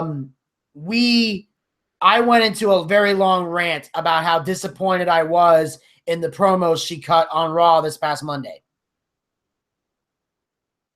Well, I think somebody that would be a perfect champion that deserves is Natalya. Yes. Natalya. She's part of the Hart. She's part of the Hart family. I mean, she deserves it. Well, there's other reasons besides that why she deserves it. I don't think family lineage should really factor in. In fact, family lineage is the reason Charlotte's been champ as long as she's been. So I think family lineage does more harm than good. But I like Natalya, but right now the number one diva I think deserves it. If I was booking the match, I want Sasha Banks because she's the most. Good, though. Yeah, she is the most over diva on the roster. She is great in the ring, great on the mic. She has personality. Natalia's personality is so-so, which is why I haven't been that big a fan of Natalia, because she suffers from the Hart family curse. Well, I think she should win it from Charlotte, and then down the road, then have Sasha Banks against Natalia, and Sasha Banks win it from Natalia. Yeah, I would totally be down with that. I would go with that. I would love that. Me too. I think it'd be great. So, what I was going to ask is, so far, I can't wait. I keep on calling because I keep wanting to find out, as far as that orange box, is anything moving more towards your way of starting to, like, leave it? Or, I mean, because, as you say, I don't want you to be there for the rest of your life. Well, I'm 90 years old and I work at Orange Box. No, that's not going to work. So, it's only been a couple of days, but so far, it seems like it's going that way. I've been getting a lot of positive reviews from Daytime Fighting League. I know Larry told me to stay in touch with him because when he gets employed, there's a good chance he's going to get back on the air soon full time. So he'll want to bring me with him. So that's a positive there. But I know, although there was an offer for me to go to the World Series of Comedy, but I unfortunately I had to turn it down because I have other things going on down here right now. But I'm hoping that when the festival moves to Sarasota, Florida, if they pick me to go there, I'll go there. But so positive things are going in the right direction. So I can't, like I said, I can't leave just yet, but it seems like things are moving towards me getting out of there. So I can't leave yet, but I'm getting closer and closer to leaving. Yeah, because but when you go with if you go with Larry, they're going to have to pay you. You can't be an intern for the rest of your life. I can't. I agree with that. And you know, when Larry, and the thing is, Larry and I haven't really talked in detail about that. He just told me that, you know, I'm going to be getting employed soon, so there's a chance I might bring you up. And I just told him I was interested, but I don't know if, depending on how serious he is about doing that, will determine whether or not we have that conversation. But if he's serious about, you know, bringing me on, and he does, and once we start getting into a serious talk about it, then I'm gonna have to let him know I would need some kind of paid position on the show. And the thing is this, I don't expect to make the same amount of money as Larry. I'm not gonna do that because he's been in radio way longer than I have. So if I can just make enough money to pay my bills, I'm happy with that. Like if he gets $200 grand a year and I only get like $40 grand a year, I'll take it. That ain't a problem. Better than nothing, like you do. Like working for free, like an intern. That's 60 seconds. Intern status. Yeah, I mean, and the thing is, I did the intern work. So it's not like I'm asking to skip it. I paid the dues at Rock 100, and I honestly believe that if Larry was still on the air there, I probably would have a paid gig there by now, because I paid my dues. I took the lumps. I did everything that was asked of me. So I know I couldn't work for free again. I know I can't do that. But I do. That doesn't mean I don't want to work with Larry. But I obviously want to work with Larry. But at the same time, I don't want to work for free. So we're definitely on the same page there. Yeah, because that's a big thing. Because you've been there, done that, got yourself a T-shirt. So 10 seconds. That's definitely what happened. And I'm just I'm thinking this next pay-per-view that's coming up in 3 weeks, it should be interesting with this AJ Styles against Roman Reigns. So are they going to make him, because all of a sudden everybody's bullying him, Are they trying to turn him heel to where he's going to be like the new Seth Rollins that has the belt? Well, I hope they don't make him into a Seth Rollins, because I think he's too dominant of a guy to have to cheat to win. I don't think Roman's a guy that needs to cheat to win. He's demonstrated that. So he's a big guy. So. Yeah, he doesn't really need to cheat to win. I think what they're trying to do is establish him more as a badass, like, you know, heel, like I can do whatever I want, like on Raw when he powerbombed Roman through the table. That was, powerbombed AJ Styles, through the table. When he powerbombed through the table, that's him trying to be a badass. That's him trying to establish, dominance in the ring. That's him trying to let people know that I don't care if you're a good guy or a bad guy. You get in my way, I'm going to take you out. And I think that's kind of where they're going with Roman. But it's going to be a while before we actually see that heel turn go, because they're going to take their time with this, or they should take their time with this. This is not a trigger you want to pull just yet. Okay, yeah. Yeah, because I'm hoping when Randy Orton does come back, I'm hoping he becomes champion again, because I like Randy Orton as champion. Period. I liked him as champion. I thought he was good enough to be champion. Well, yeah, and and it's just, that's what I really want to see when he does come. He might have to work his way up to that. I would like to see him beat like a Roman Reigns or an AJ Styles, whoever gets the championship. I'd love to see him champion again. Yeah, Randy was a hell of a champ. Also it helped that Randy Orton was like the number 2 guy in the company.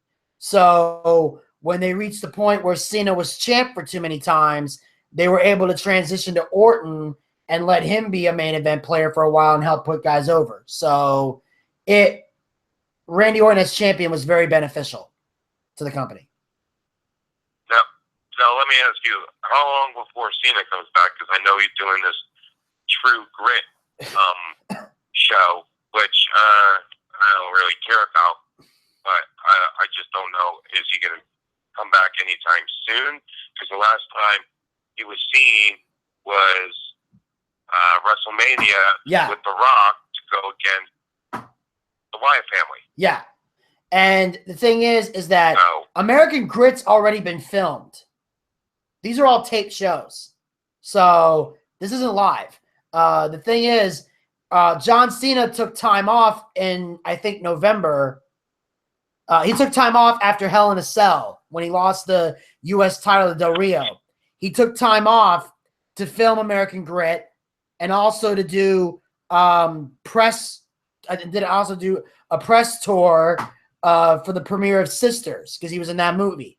He came back in December in Brooklyn against Del Rio, and during the match he suffered a shoulder injury, so that's why he's been gone. And they're saying that his return is supposed to be Memorial Day. On Memorial Day, Cena's supposed to come back to wrestling. So that'd be good, because as much as people hate him or boo for him or cheer for him, I just think he's good. Yeah. So he won't be at Extreme Rules. There's a good chance he'll be at the next pay-per-view after Extreme Rules, whatever it is. That should be interesting, because after Extreme Rules, isn't Money in the Bank coming? You know what? Now that I think about it, I think that is the next pay-per-view, Money in the Bank. Yeah, because that should be interesting, because then whoever the champion is, Money in the Bank, that gives you a free shot at the championship. True. But I don't think they're going to put Cena in the Money in the Bank ladder match, because he's just coming back from an injury. They're not going to put him in a ladder match. If they do, they're idiots. You're not about to take the guy that just suffered a shoulder injury and put him in a ladder match. There's no logic that would. in that. So, plus, the Money in the Bank's probably going to be used to build up whoever they want the next champion to be. So, I think that if Cena does come back, he's probably going to fight for the United States title. He's probably going to get it. That's what I'd like to see. Yeah. So in fact, I think if Rusev ends up beating Kalisto and becoming the United States champion, it means they're building up a match for John Cena. Now, has John Cena ever been Intercontinental Champion? That's the one belt he's never held. So I would love to see John go for that at some point. That's the one belt he's never won. What if they do that?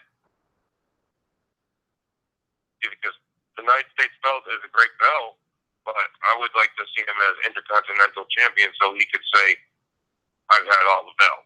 Yeah, because he's been the world champion. He's held the tag team titles a lot, but almost every partner he's had is a guy that doesn't like him.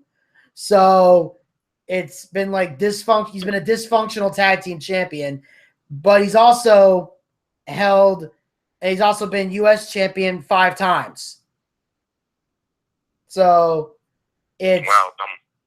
so Intercontinental title is the one belt he's never had. I'd like to see him be that. I mean, that's the one belt I'd like to see him because, being the United States champion 5 times, being the world champion 14 times, well, I wanted to see them, switch gears and let him wrestle for the Intercontinental Championship, which he's never held. Yeah, and he could build that title up for a while and, put on some great matches, especially since in the ring, John Cena has put on some of the best matches of the year. They were so great, he got his own Slammy Award category, which was the John Cena U.S. Open Challenge, which was the highlight of every Monday Night Raw that a match was held. Well, could you picture him doing, if he got the Intercontinental Championship, him doing an open challenge for that, too? Maybe. I mean, people would just love it.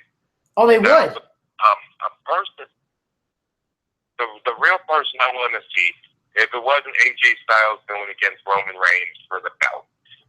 Yes. One I want to see go for the championship would be Bray Wyatt against Roman Reigns for the championship.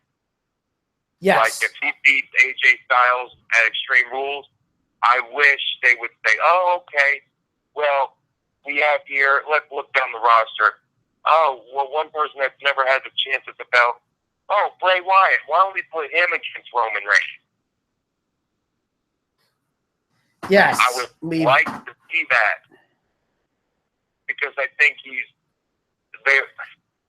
I just don't think Bray Wyatt, they come out, they bring him out, oh, okay, he's with the other 3 or 4 of his family, and I just don't think they use him right because I think he's better than that, than just being the head of a group.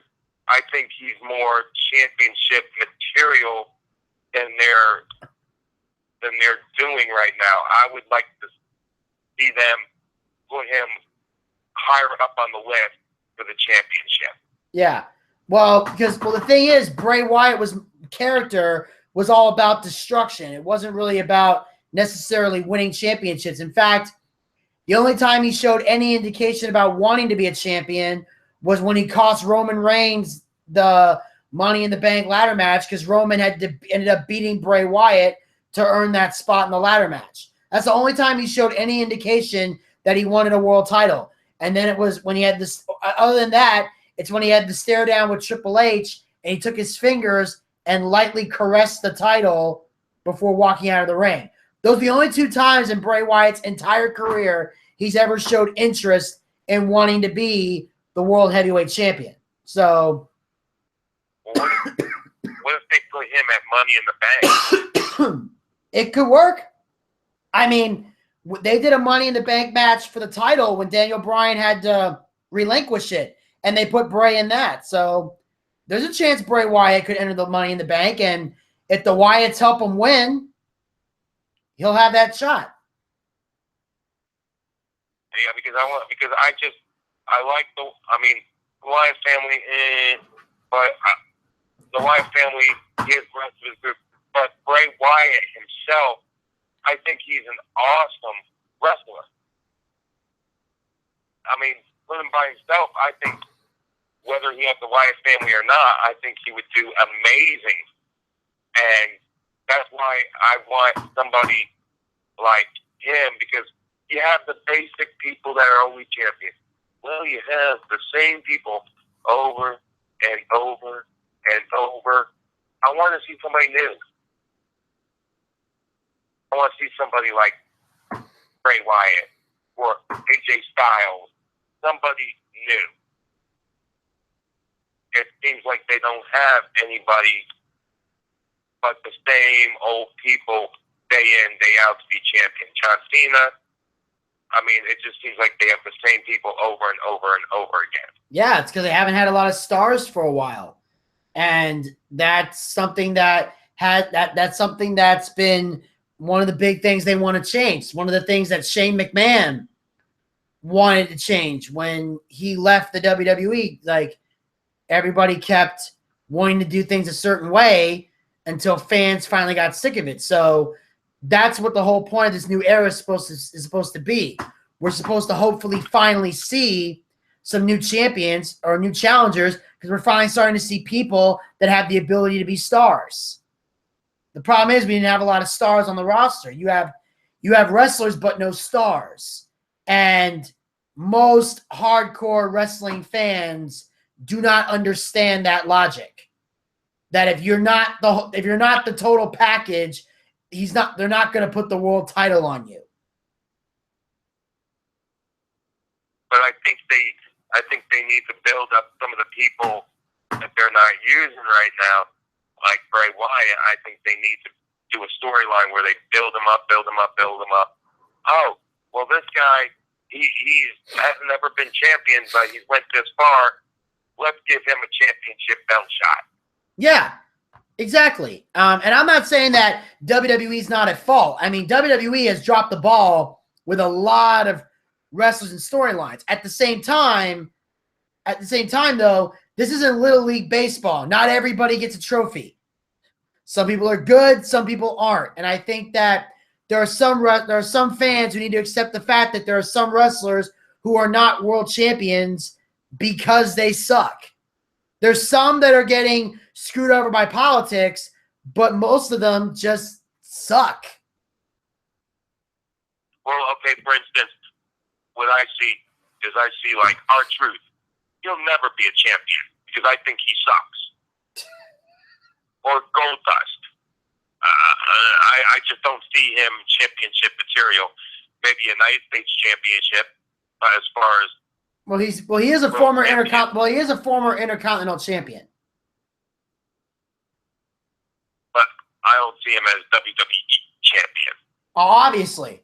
If Goldust was going to be a WWE World Heavyweight Champion, he'd have won it back in the Attitude Era, back when people truly loved his gimmick. Exactly, and because when we saw him the other day, he came out, and I usually liked his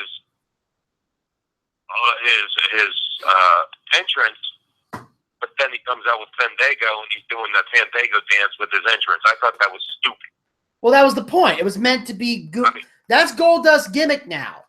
Goldust used to have an edgier gimmick in the Attitude Era. He used to be known as like a weird bisexual superstar. That was kind of his gimmick. You didn't know he basically batted for both teams, as I like to say.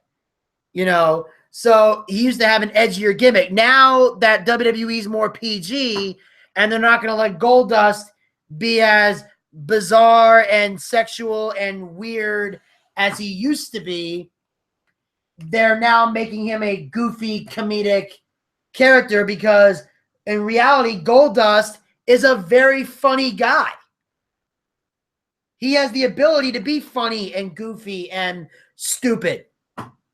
He's very good at it. That's what they've been doing lately with Goldust, now that they can't use his old Attitude Era gimmick.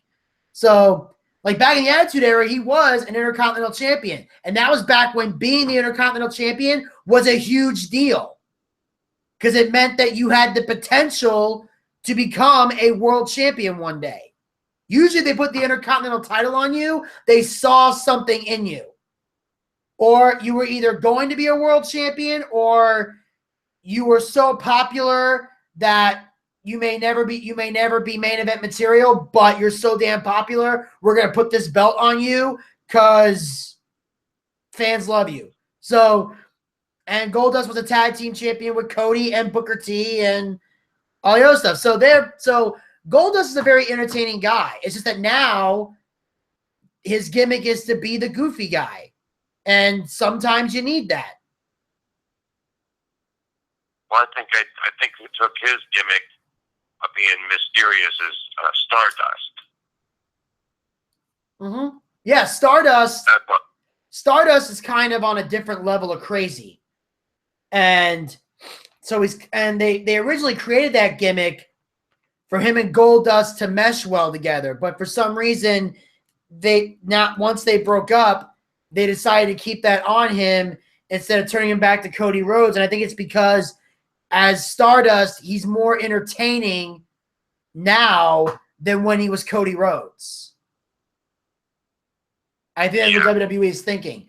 We get more entertainment value because it's still the same wrestler in terms of wrestling. It's still the same in-ring competitor, just that now he's got something they can play with.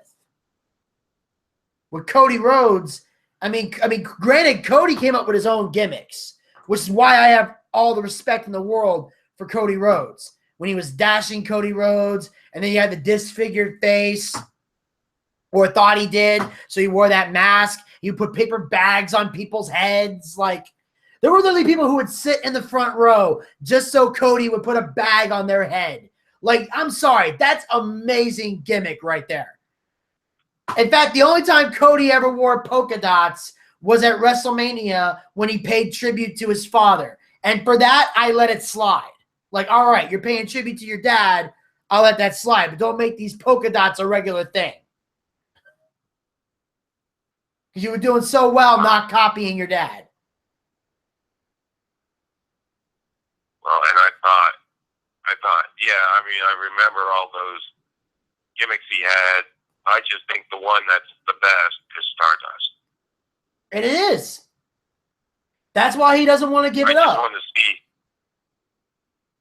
Well, I mean, as far as if I've never seen him as WWE champion, what I'd like to see him as again is Intercontinental champion or United States champion. I like to see him at one of those. I think I would go for the U.S. because he's already been Intercontinental champion multiple times. So I think U.S. title would be a good thing for him to go to. Yeah, because I think Shane McMahon, by running it, is going to give these wrestlers and change things around and see which wrestlers are the good ones and which wrestlers are the and just really change it up. Which it needs, because the authority was there and it was the same thing week after week after week. And you get sick of watching that. So now, Shane McMahon, I think things should change around. Yeah. Personally. Yeah. Well, that's what they're doing now with Shane and Stephanie running the show together. It's a change. It's allowing Stephanie to still be somewhat in charge while at the same time letting Shane McMahon come in and work with and bring in the ideas that he wants to bring.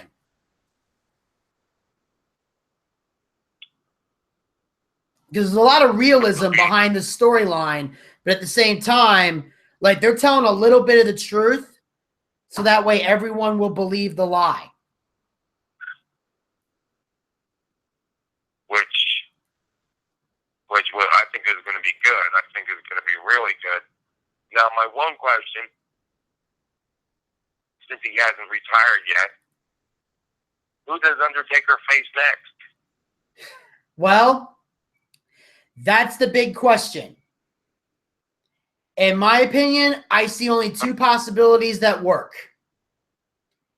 Option A, Sting changes his mind about retiring, comes back at WrestleMania, and he faces The Undertaker, and that's the last match for both of them. Or WWE's going to go with their original plan for WrestleMania 32, and they'll have The Undertaker face John Cena. Because that was the original plan before Cena got injured. But when Cena got injured, they went the Shane McMahon route. Yeah, but hasn't Undertaker and Cena gone face to face before? Not at WrestleMania.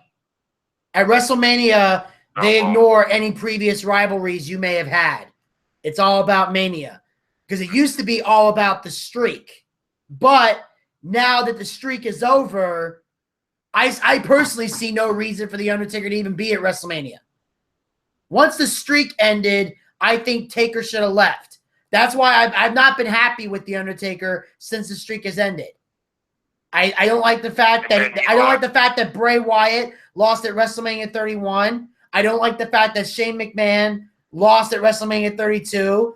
And if The Undertaker ends up beating Cena next year, if they face off, I won't be happy about that. And if he ends up beating Sting if they face off, I will definitely not be happy about that. I mean, you can only And in reality, you can only wrestle for so long. You can't be, I'm 75 and I'm getting in the ring at WrestleMania. Maybe I'll win. Let me put my walker here at the side. I mean, you can only wrestle as far. And, with The Undertaker, he's been in WWE forever. You gotta let it go sometime. You're 50 years old. We can't just be like, I gotta get to bed early because I'm getting older. Well, it depends on how they feel physically. That's really what it is. It's not necessarily the age. Keep in mind, Ric Flair was like in his 50s or 60s, but he could still go in the ring when he did. Hell, even after WrestleMania 24, when he had the retirement match with Shawn Michaels, excuse me, he went down to TNA for a while, and he wrestled a couple matches there. Like, Flair could still go in the ring for a period of time. Now he's not wrestling anymore because WWE won't let him back in a wrestling ring anymore. If Flair ever wants to wrestle again, he has to go back to TNA. He has to go to Ring of Honor. He has to go to New Japan. That's the only wrestling organizations that may let Flair wrestle. But WWE is not putting him back in the ring. They're not letting him get back in that ring. The only time he's allowed to be out there is when he's standing next to Charlotte. Now, okay, that's Undertaker. What about Kane? I honestly don't know what they're doing with Kane. I don't know. They may pull him out every once in a while. They may have silently retired him. I don't know. I just know that the last time we saw Kane was the Andre the Giant Memorial Battle Royal, when Baron Corbin threw him over the top rope and won the whole thing. Yeah, and I'd be like, because Kane, I know the Undertaker's name is bigger, but, Kane, I still think he should, before they retire him, I still think he should, one more time, get a belt of some sort, and then have somebody beat him, and then they retire him. Yeah, that could work. I just think they should do something like that, and because The Undertaker, is the big name at WrestleMania. Everybody knows The Undertaker.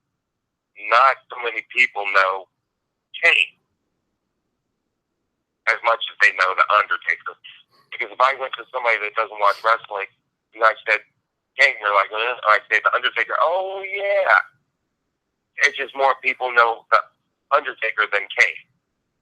And I just think they should do something really awesome with Kane. Yeah. Even before, they retire him, I think they should do something like off the walls, like amazing. But whether they do it or not is to be seen. Yeah, well, so I don't know what they're going to do with Kane. I'm out of ideas what to do with him. I mean, as far as him going against Undertaker, they've done that like a zillion times. Yeah, well, they're not doing that anymore. If Kane, they're not going to let Kane and Undertaker fight each other again. It would just be stupid and pointless at this point. Well, what I'd like to see, or before they both get retired, is Kane and Undertaker to become one more time tag team champions. I'd like to see that. Well, time will tell if that happens. Yeah, I just don't know, but I just hope. I mean, the things. I just hope they give. Now that Shane is halfway in charge, I just hope they give, like, Bray Wyatt a belt shot. I'm just hoping they just bring us some of these stars that are good and just go with them. Well, I mean, that would be amazing. It would be awesome. It would be awesome. I'd love to see, like, in a cage match, Brock Lesnar against Roman Reigns. I can't remember his name. Roman Reigns. I'd like to see them in a match.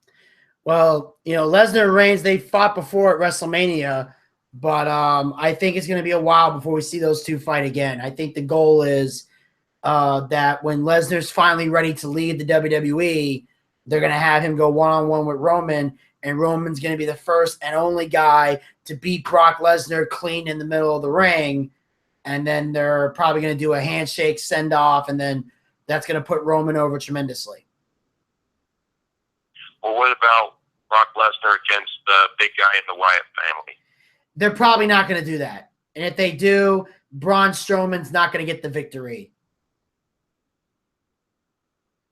I mean, because that's the only guy I can think of that's really big that would give, I would think, of Brock Lesnar a hard time. Well, all I know is Lesnar took all the Wyatts to Suplex City, so I don't think Braun is going to put up much of a fight against Brock. He might get a few shots in, but Lesnar will dominate that fight. Hell, he dominated the Big Show. So anything's possible. Yes. Now, the guy in NXT, I can't, oh my gosh. I can't wait to see him. I keep forgetting his name. Kevin Owens doesn't want to have anything to do with him, and he's in NXT right now. Finn Balor? Samoa Joe. Samoa Joe, yeah. No, Samoa Joe. Are we going to see, I hope we see him soon in WWE. It's going to be a while because he's the NXT champion right now. Yeah. Well, but I'd love to see him against Kevin Owens. Yeah, we saw a brief fight between them in NXT, but it ended in a double countout. So they never had a true one-on-one match because Kevin Owens got called up before it could happen. So I don't know when Samoa Joe is going to finally face him, but right now Samoa Joe is in NXT because he just won the title, so he's not leaving anytime soon. Well, that's good. Well, I'm glad he won the title there. I just can't wait to see him in WWE because I'd love to see that match, him and Kevin Owens. I would love to see. And then on Raw, now the highlight reel is back now. I mean, I don't know. I just the highlight reel is just so old. It's played out. We've seen it for years and years and years. They do something new and then say, well, I'm going to change it. Well, why? Because that highlight reel has been forever long. Why do they just keep on taking old stuff and bringing it back and keep on continuing it until, because Dean Ambrose's show I liked. Well, a lot of us did. I think it was the whole point of I guess they don't want Dean to have a show forever. I don't know, but I know that Chris Jericho's highlight reel, I think it's because Jericho is still going to be around. Like, everybody thought that Jericho was leaving after Payback, but it looks like Jericho's sticking around for a while. So I think when Jericho is done with his run in WWE, and goes back to touring with Fozzy or whatever it is he's gonna do, I think once that ends, then Shane McMahon will probably bring back the Ambrose Asylum, and we'll probably see more of that. That would be good, because the one thing I liked was Dean Ambrose's plant, but they destroyed it. Oh yeah. His plant. Oh yeah, that was. But they got rid of it. I like the plant, but a lot of us did. I'm curious to see. But this Extreme Rules in 3 weeks, it should be interesting. And these, now that we're not seeing it, the pay-per-views are going. It seems like they're going by so quick. Yes, they are. And they're definitely going to be a sight to see. And Frank, I wish we could talk more, but we're about to run out of time here. So I just want to say thanks, man, for calling in. I appreciate talking with you, and I hope you'll call back in again in the future. Okay, I'll talk to you later, Vinny. All right, man. Talk to you later, Frank.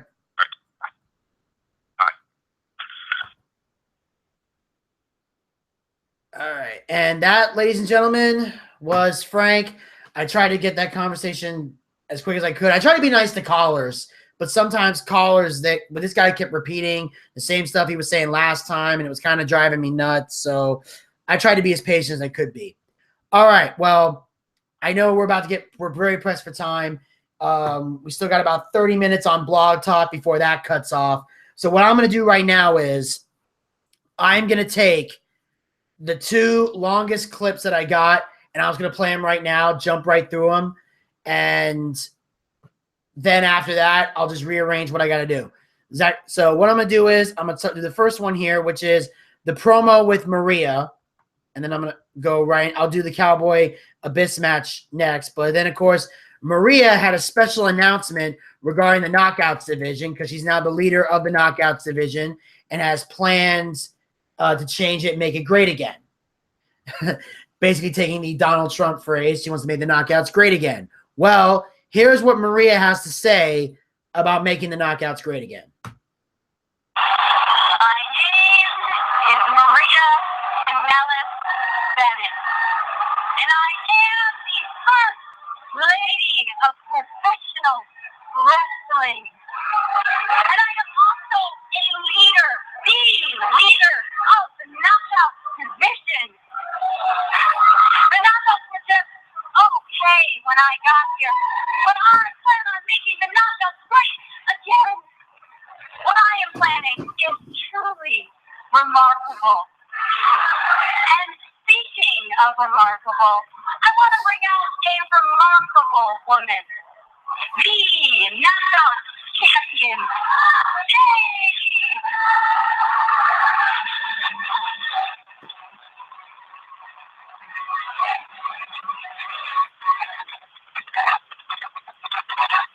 Marina perhaps changing her tune a little bit as it relates to our current reigning knockout champion, not sure where she is at the moment. Perhaps Canada. Dave, now.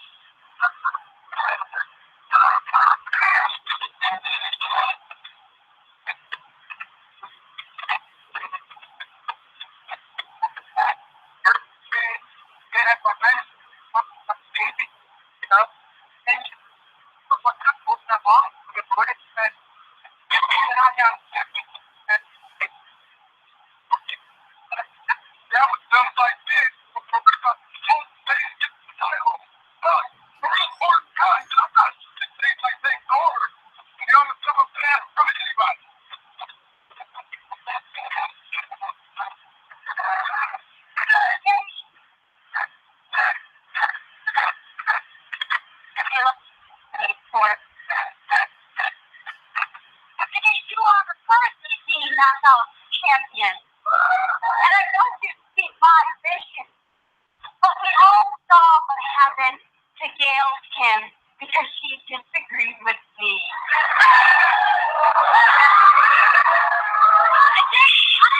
You're so bright and shining up in the heavens, and I can wait for that star to fade and die.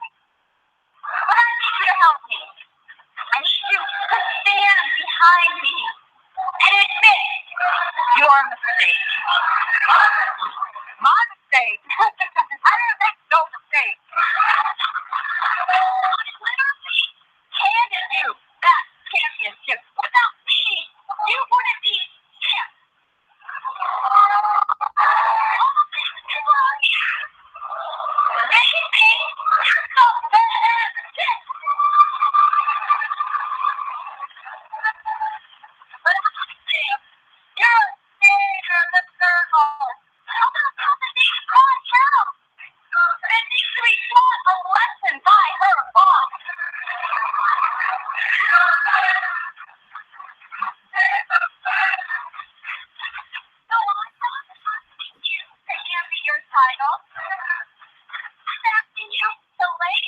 On this mat right now. Come on, we need a referee. Come on.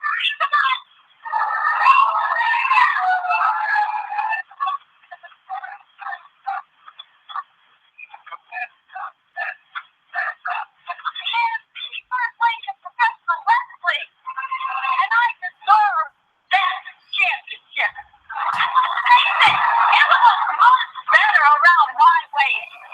So lay down. Now, lay down. Hurry up. Let me make myself clear. I went down for anybody, whether it's a man, woman, or fish.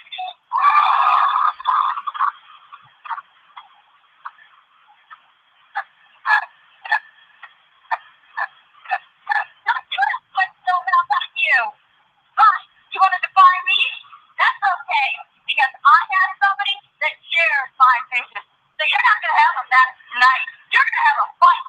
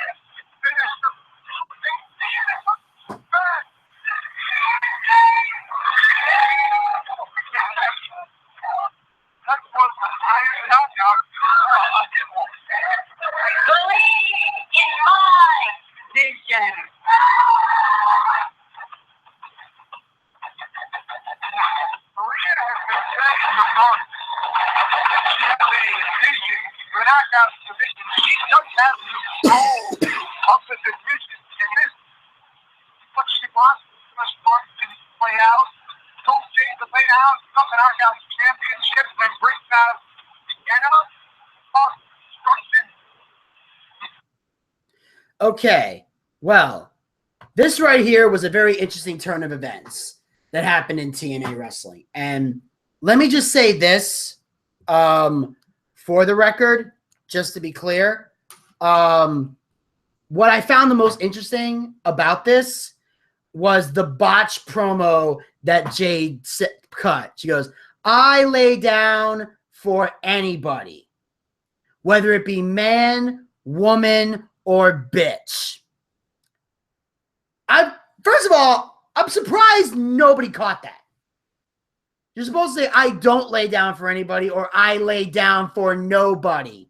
But Jay pretty much said, I lay down for anybody. You're pretty much saying you're a bisexual submissive.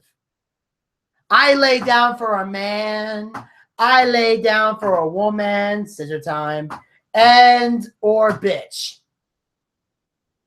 So you can be a bitch and treat me like garbage. That's pretty much what that told me.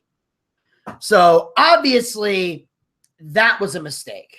But other than that, it was great. The girl Sienna is actually an indie wrestler named Allison Kay. Don't know much about her, but I know that that's what she's known in the indie circuit, but now she's being called Sienna, and she's basically going to be like Maria's bodyguard or hired hand. And her goal is to eventually take the Knockouts championship from Jade. Whether Jade hands it to her, or maybe Sienna might take it from her and then give it to Maria. Kind of like, Andre the Giant giving the belt to the $1 Million Man. Something like that. Only I don't know if that's going to be ruled illegal, and then the Knockouts title becomes vacant and there becomes a tournament, which I'm pretty sure if Hogan or Bischoff were involved in this storyline, that's probably how it would go. And, don't get me wrong, I have all the respect in the world for Hogan and Bischoff. I'm not a Hogan Bischoff hater, but I do know that they like to copy certain things from WWE, and they would probably put that in there. But anyway, overall, the segment was great, tells the great story, and definitely takes us into what Maria might be planning for the future of the Knockouts division. And right now, I see we got about 16 minutes to go in the show before Blog Talk Radio kicks me off. I'll still be able to go here on YouTube. So if you're on YouTube right now, you guys can stay on the line. I won't be able. I can end this anytime I want, but I will be kicked off Blog Talk Radio in 16 minutes. So I'm going to try to fly through this as quickly as possible. I'm going to go back to the Cowboy James Storm versus the beautiful monster Abyss with Decay in his corner. This match was great. 2 TNA originals blending their styles together and putting on a hell of a great show. I can honestly say this match was amazing. Great back and forth action. Submission moves by James Storm. Brutal big guy moves by Abyss. In the end, Steve tries to spray the mist in Storm's face, but he ducks it and then kicks Steve in the face. As the referee's yelling at Steve, Abyss blows mist into James Storm's face, hits the black hole slam, and gets the 1, 2, 3, the winner of the match, Abyss. Who now, I now assume that the Decay is going to be using the mist finisher for everybody. So I guess that's going to be their new goal, their new prerogative. I think that's how everything is going to happen. And on that note, I'm going to do what I usually do here. I'm going to go through all the match. I'm going to look and see if there's another match I can talk about. I want to try to blow through this as quickly as possible.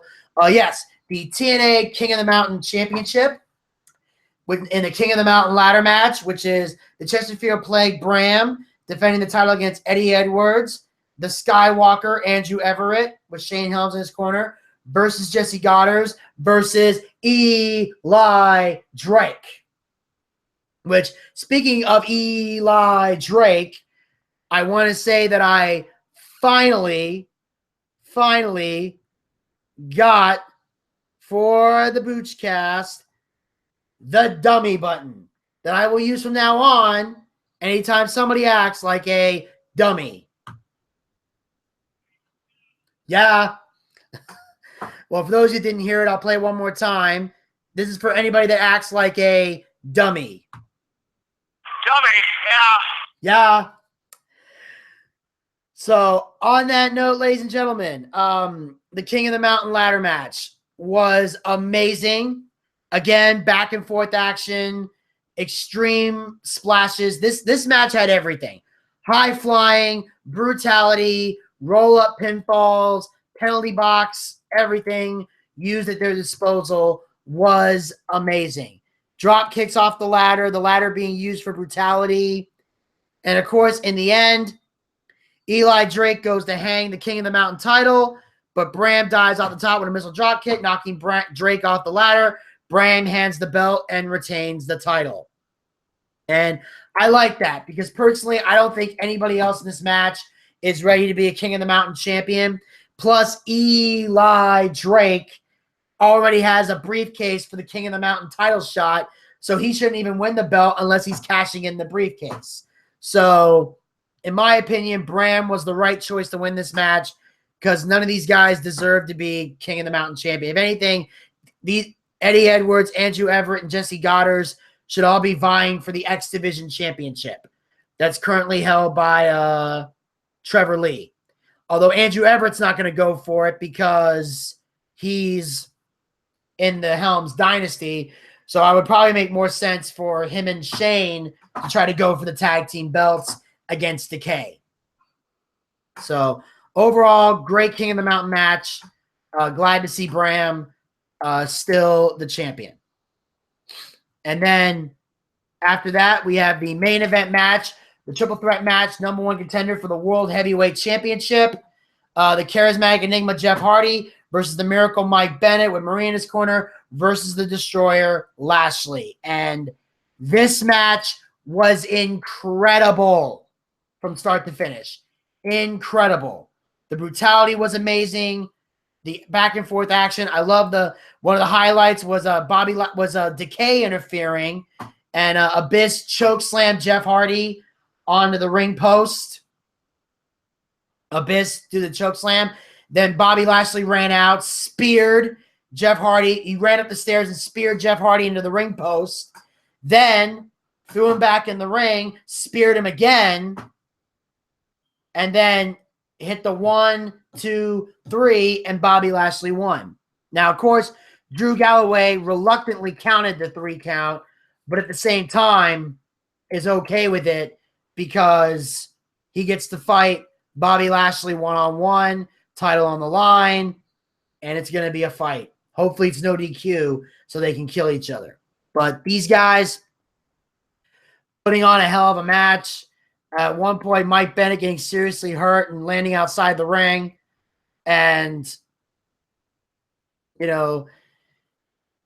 Hardy backdropping Bennett to the floor, hits the Whisper in the Wind off the top onto Lashley and Bennett on the floor was another highlight. And then Bennett hitting the jumping cutter on Lashley, but Jeff hits a slingshot drop kick and then a slingshot plancha to Bennett on the floor was all the brutality they could take. And eventually Mike Bennett was just taken out when Jeff landed the Swanton bomb off the top onto Bennett on the steps. I mean, Jeff Hardy went nuts in this match, put his body completely on the line, and in the end managed to put on the match, one of the best matches he's had. And then, of course, after the match, Drew Galloway reluctantly raises Bobby Lashley's hand after resisting to do it 1 or 2 times. Then Lashley swings at Drew, but Drew ducks it, nails Lashley with the Claymore. They continue to brawl around the ring as Impact comes to a close. And, of course, we will see eventually Bobby Lashley and Drew Galloway for the TNA World Heavyweight Championship. That being said, we got a couple minutes here. I want to play one more clip, and this is the clip that the promo that EC3 cut, that was cut before the match.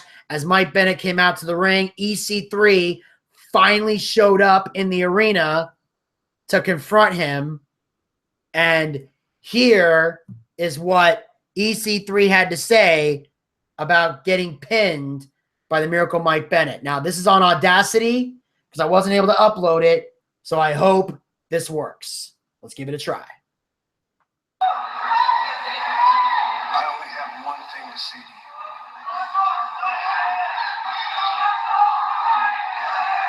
Congratulations.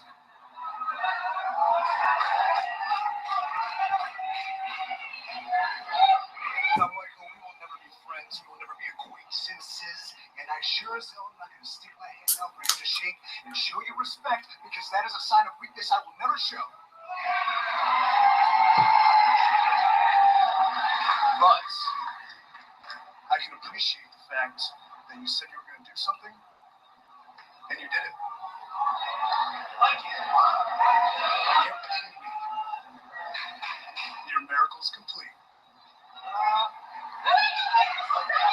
Well, you know, for 2.5 years, each and every person that walked down their ramp, I beat. And then the next week they came out, that's right, the next week they came out with their crotchety old asses, whining, moaning, bitching, complaining about how I won, and I am not those men. I am not those men. This defeat, I accept it. This loss, I accept like a man. I will not run from it. I will not hide from it. I will not shy away from it. But Michael Bennett, I swear to you, it changed me.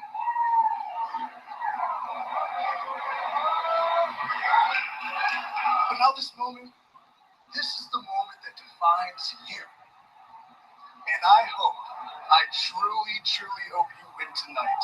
And you go and become the world heavyweight champion just so you know the feeling, the sense of accomplishment, the damn pride it is to be the world champion. Know that feeling, Michael. Know that feeling, because it's a feeling you took from me, and that is a feeling I'm going to take from you. A feeling I'm going to reciprocate fully upon you.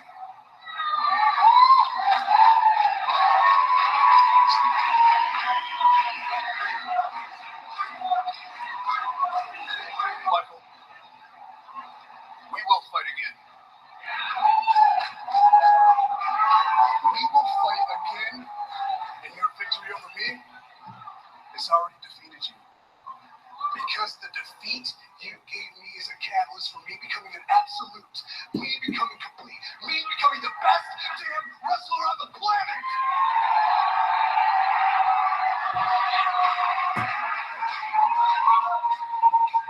You want to call yourself God? That's cool. Guess that makes me your devil. A devil named EC3.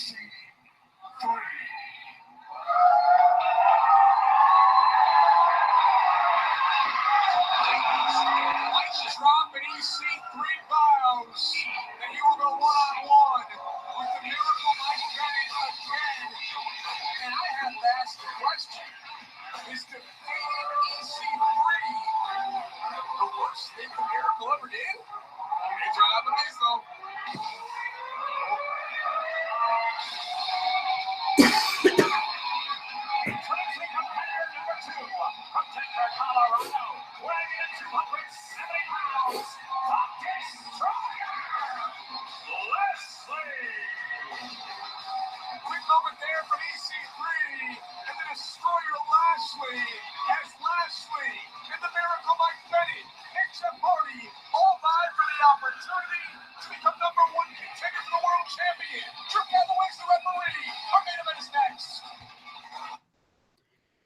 Well, there you have it.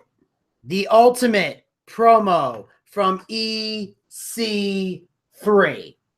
And let me just say, it was fantastic. I love the fact that EC3 he said, I'm accepting it. You beat me. But now it's going to only make me stronger, because now I know what defeat feels like. And I like this. Great storytelling. And I like the fact that EC3 is not doing the whole I am still unsubmitted. Although if the day ever comes that EC3 turns heel again and EC3 goes back to being the bad guy, then I'll probably hear him say, I am unsubmitted in TNA. And then that will eventually lead to what I think will be a submission match, obviously. And then I think EC3 will tap out. And then whoever makes him tap will be that unsubmitted guy. And who knows? They might make that Mike Bennett if he's a face when EC3's the heel. So time will tell what happens when these guys fight again. But I'm already looking forward to it. And I'm glad I got a chance to play that promo as well as the Maria one, because those tell great stories.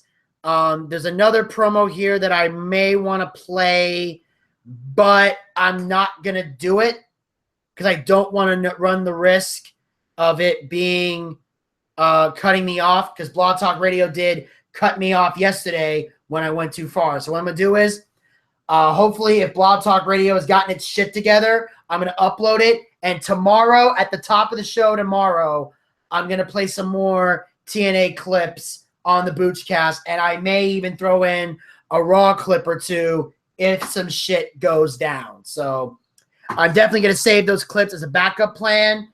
Although the TNA ones, since these ones are really short, I'll probably just play them at the top of the show. But there's a couple of long Raw clips that I'm still going to save in case crazy shit happens. So I might use that as a little bit of a best of thing for the week and then propel it to the next show.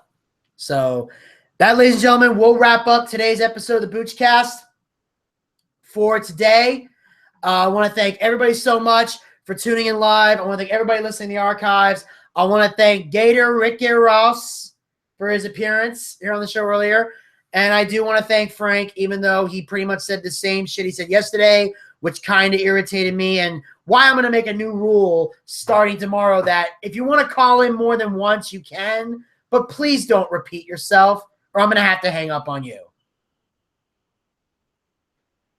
So right there, Blog Talk Radio just cut off. So until next time, this is Vinny Bucci, a.k.a. The Booch, saying keep on living life and take care. This has been the BOOCHCAST. I'm going to talk to all of you tomorrow at 12 p.m. Eastern, 9 a.m. West Coast time, right here on Blog Talk Radio and on YouTube. See you tomorrow.